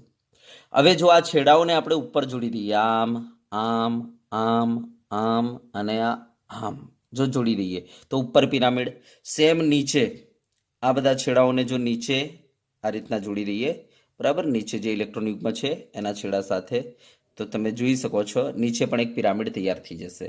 તો આ બનશે પંચકોણીય દ્વિપિરામિડ, પેન્ટાગોનલ બાયપિરામિડ, હે ને? કંઈક આવો આકાર આવશે. તો હવે હું કહી શકું છું આમાં કે ભાઈ પંચકોણીય દ્વિપિરામિડના કેન્દ્રથી કેટલા ખૂણા? પ્લેનમાં 5, એક ઉપર ને એક નીચે, એમ કરીને 7. તો કેન્દ્રથી 7 ખૂણે ફેલાયેલા હોય છે આ ઇલેક્ટ્રોન યુગ્મો. સમજી ગયા ને? યસ. અને પંચકોણીય દ્વિપિરામિડનો જો તમારે આકાર જોવો હોય ને તો જુઓ, મારી પાસે આ આકાર છે. આ પંચકોણીય દ્વિપિરામિડ છે. જો આ પ્લેનના અંદર કેટલા છે ખૂણા? 1, 2, 3, 4 અને 5. પ્લેનની ઉપર 1, 6 અને પ્લેનની નીચે 1, 7 દેખાય છે ને? પ્લેનની નીચે 1, 7 જો. અરે બરાબર. યસ. હવે આના કેન્દ્રથી 7 ખૂણે એક ઇલેક્ટ્રોન યુગ્મ ફેલાયેલો હોય છે. આ એના ઇલેક્ટ્રોન યુગ્મોની ગોઠવણી થઈ ગઈ. બરાબર. ફલકો જોઈ લેજો, 1, 2, 3, 4 ને 5. 5 ઉપર ફલક, 5 નીચે ફલક, એમ કરીને 10 ફલકોથી બનેલો છે ભાઈ. તો કહેવાનો મતલબ કે ભાઈ 7 ઇલેક્ટ્રોન યુગ્મો અવકાશમાં બરાબર, અવકાશમાં કોઈ પર્ટિક્યુલર પોઈન્ટથી પંચકોણીય, આપણે કહી શકીએ પંચકોણીય દ્વિપિરામિડ આકારે ફેલાયેલા હોય છે. અથવા કહી શકીએ પંચકોણીય દ્વિપિરામિડના કેન્દ્રથી 7 ખૂણે ફેલાયેલા હોય છે. બરાબર. 7 ખૂણામાં 5 ખૂણા તો પ્લેનમાં હશે, બરાબર. તો 5 ખૂણે તો અહીંયા આ રીતના ફેલાયેલા છે, અને એક પ્લેનની ઉપર અને બીજો પ્લેનની નીચે. તો આ રીતના એમની ગોઠવણી હોય છે ઇલેક્ટ્રોન યુગ્મોની. હવે આના અંદર આપણે જો ખૂણાઓની વાત કરી લઈએ તો જુઓ, આ જે છે ને ઇલેક્ટ્રોન યુગ્મ એ પ્લેનને શું છે, લંબ છે. આ જે છે આ પ્લેનને લંબ છે, બરાબર. આ પ્લેન, હવે પ્લેનમાં આ 5 છે, તો આપણે કહી શકીએ આ ઇલેક્ટ્રોન યુગ્મને લંબ, આ આને લંબ, આ આને લંબ, આ આને લંબ, આ આને લંબ, બરાબર. ચલો, એ જ રીતના ધ્યાન આપજો, આ નીચે વાળું, આ આને લંબ, કારણ કે એ પ્લેનને લંબ છે નીચે વાળું પણ. તો આ આને લંબ, આ આને લંબ એટલે 90, આ આને લંબ એટલે 90, આ આને લંબ એટલે 90, આ આને લંબ એટલે 90. હા, હવે અંદર આપણે કહીશું કે અંદર જે છે 72 છે. યસ, આ અને આની વચ્ચે 72, આ અને આની વચ્ચે 72, આ અને આની વચ્ચે 72, આ અને આની વચ્ચે 72, આ અને આની વચ્ચે 72. ચલો, બરાબર. તો આ રીતના આપણે કહી શકીએ કે આના અંદર તમને 72ના ખૂણા જોવા મળશે, 90ના ખૂણા જોવા મળશે. હવે જો તમે આ અને આને લઈ લો, બરાબર, આને આને લઈ લો, તો બોલો આ જે સામસામેના આ જે બે છે, યસ, એમની વચ્ચે 180નો ખૂણો હશે, બરાબર. હા, હવે તમે આ બે લો તો સાહેબ 72 મલ્ટીપ્લાય શું કરો, 2 કરી લો યાર. પછી આ ને આ લો તો 72 મલ્ટીપ્લાય 3 કરી લો. આ ને આ લો તો જોવા નજીક નજીક, અને આમ વિચારીએ તો 72 મલ્ટીપ્લાય મારે શું કરવું પડે, 4 કરવું પડે. અને આ બે સાહેબ 72. તો કહેવાનો મતલબ કે ચલો એ તો ઠીક છે, પણ એટલું તો કહી શકીએ આપણે કે ભાઈ આના અંદર આ અને આની વચ્ચે, કહેવાનો મતલબ કે આ પ્લેનવાળા અને પ્લેનની ઉપર જે છે એમની વચ્ચે 90નો ખૂણો, આ પ્લેનવાળા અને પ્લેનની નીચે લંબ જે છે એ 90નો ખૂણો, અને આ જે સામસામેના જે બે છે એમની વચ્ચે 180નો ખૂણો. તો આપણે કહી શકીએ, અને અંદર અંદર 72નો ખૂણો નજદીક નજદીકમાં, બરાબર. તો આપણે કહી શકીએ કે ભાઈ આના અંદર આપણને આ ઇલેક્ટ્રોન યુગ્મ અને આ પ્લેન વાળા જે ઇલેક્ટ્રોન યુગ્મો છે એમની વચ્ચે 90નો ખૂણો તમને જોવા મળશે, બરાબર. આ ઇલેક્ટ્રોન યુગ્મ અને જે પ્લેન વાળા છે એમની વચ્ચે 90નો ખૂણો જોવા મળશે, અને આ અંદર અંદર જે પ્લેનમાં છે ઇલેક્ટ્રોન યુગ્મો એમની વચ્ચે 72નો ખૂણો જોવા મળશે, અને આ જે સામસામેના ઇલેક્ટ્રોન યુગ્મો છે આ ને આ એની વચ્ચે આપણને 180નો ખૂણો જોવા મળશે. ચલો, ક્લિયર છે. તો આ મેં તમને ખૂણાઓ બતાવી દીધા. હવે જો આ ગોઠવણીના અંદર આ 7 ઇલેક્ટ્રોન યુગ્મોને જો આપણે બંધકારક લઈ લઈએ અને એનાથી જોડાયેલા પરમાણુને જો આપણે બી લઈ લઈએ અને આ સેન્ટર એટમને જો આપણે એ લઈ લઈએ, તો બોલો અણુ જે છે એનો પ્રકાર શું થઈ જશે, તો આપણે કહીશું AB7 થઈ જશે. ચલો, બરાબર ને, AB7 થઈ જશે. હવે આમના અંદર બધા જ બંધકારક ઇલેક્ટ્રોન યુગ્મો છે, માટે એમની વચ્ચે લાગતું અપાકર્ષણ એક સરખું હશે, બરાબર. યસ, જેના કારણે આમની ભૂમિતિ જે છે, આમની જીઓમેટ્રી સેમ રેગ્યુલર આવશે, આની જેમ જ, બરાબર. તો આપણે કહી શકીએ અહીંયા રેગ્યુલર જીઓમેટ્રી જોવા મળશે. તો આ સેન્ટરમાં એ, બરાબર. યસ, આ પ્લેનની ઉપર બી, આ પ્લેનની નીચે બી, કારણ કે બંધકારક ઇલેક્ટ્રોન યુગ્મો મૂકી દીધા, અને આ પ્લેનમાં તમારા 5 બંધકારક ઇલેક્ટ્રોન યુગ્મો, બરાબર, જેનાથી બી પરમાણુ જોડાયેલો છે. તો કંઈક આવો એમનો આકાર આવશે. આને કહેવાય પંચકોણીય ઉપર પિરામિડ, નીચે પિરામિડ. તો પંચકોણીય દ્વિપિરામિડ, પંચકોણીય દ્વિપિરામિડ. ચલો, ડન છે, બરાબર. ઓકે, ચલો. હવે આના અંદર જો તમને પૂછવામાં આવે કે જો આપણે આના અંદર આ જે 7 ઇલેક્ટ્રોન યુગ્મો છે એમાં 6 આપણે બંધકારક રાખીએ અને 1 અબંધકારક રાખીએ, તો પછી આમની જીઓમેટ્રી કેવી થઈ જશે? તો આપણે કહીશું કે ભાઈ AB6E આની વાત કરવાની કહે છે ભાઈ સાહેબ, હે ને. કહે છે કે ભાઈ આ ટોટલ 7 ઇલેક્ટ્રોન યુગ્મોમાંથી આપણે 6 બંધકારક લઈ લઈએ અને 1 અબંધકારક લઈ લઈએ, તો આમની જીઓમેટ્રી શું થશે? એનો મતલબ AB6E. તો હવે બરાબર ધ્યાનથી જોજો કે આના અંદર કેવું છે કે આ જે પ્લેનની ઉપર છે એ આ 5 સાથે અપાકર્ષણ કરશે, કારણ કે 90નો ખૂણો છે. જ્યારે આ પ્લેન વાળા જે છે, બરાબર, હા, એ આ બાજુ ને આ બાજુ 72 સાથે 72 ના ખૂણે છે, પણ ભાઈ બે સાથે જ ને, તો આ બેની સાથે જ અપાકર્ષણ કરશે. જ્યારે ઉપરવાળો જે છે એ 5 સાથે અપાકર્ષણ કરે છે, માટે ઉપર લોન પેર રહેવાનું પસંદ નહીં કરે, કારણ કે લોન પેર બોન્ડ પેર વચ્ચે વધારે અપાકર્ષણ છે ને, એટલા માટે. તો લોન પેર ક્યાં રહેવાનું પસંદ કરશે? ભાઈ નીચે રહેવાનું પસંદ કરશે, આમાં સમતલમાં. બરાબર, યસ, કારણ કે ત્યાં અપાકર્ષણ ઓછું છે ને, એટલા માટે.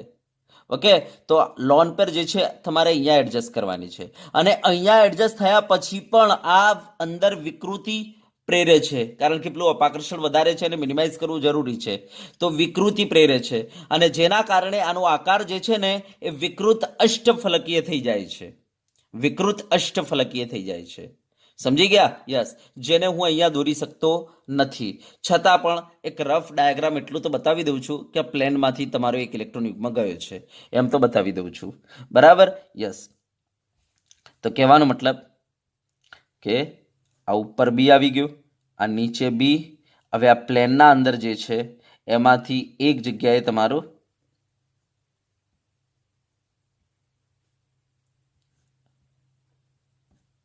આપણે મૂકી દીધો લોન પેર. યસ, જેના કારણે આનો આકાર જે થઈ જશે એ વિકૃત અષ્ટફલકીય થઈ જશે. બરાબર, જેને આપણે અહીંયા જોઈ શકતા નથી, વિકૃત અષ્ટફલકીય થઈ જશે. બરાબર, યસ. ચલો, ક્લિયર છે? તો આ મેં તમને બરાબર ઇલેક્ટ્રોન યુગ્મોની અવકાશમાં ગોઠવણી બતાવી દીધી. તો બરાબર ધ્યાનથી જોજો, મેં તમને 15 પ્રકારના અણુઓ બતાવ્યા છે. 15 પ્રકારના અણુઓ. જો કોઈ કહેશે સાહેબ કયા 15 પ્રકારના, તો જો હું તમને ગણાવું, ધ્યાન આપજો. પહેલા 2 ઇલેક્ટ્રોન યુગ્મોમાં Ab2, પછી 3 ઇલેક્ટ્રોન યુગ્મોના અંદર મેં તમને બતાવ્યો Ab3 અને Ab2E.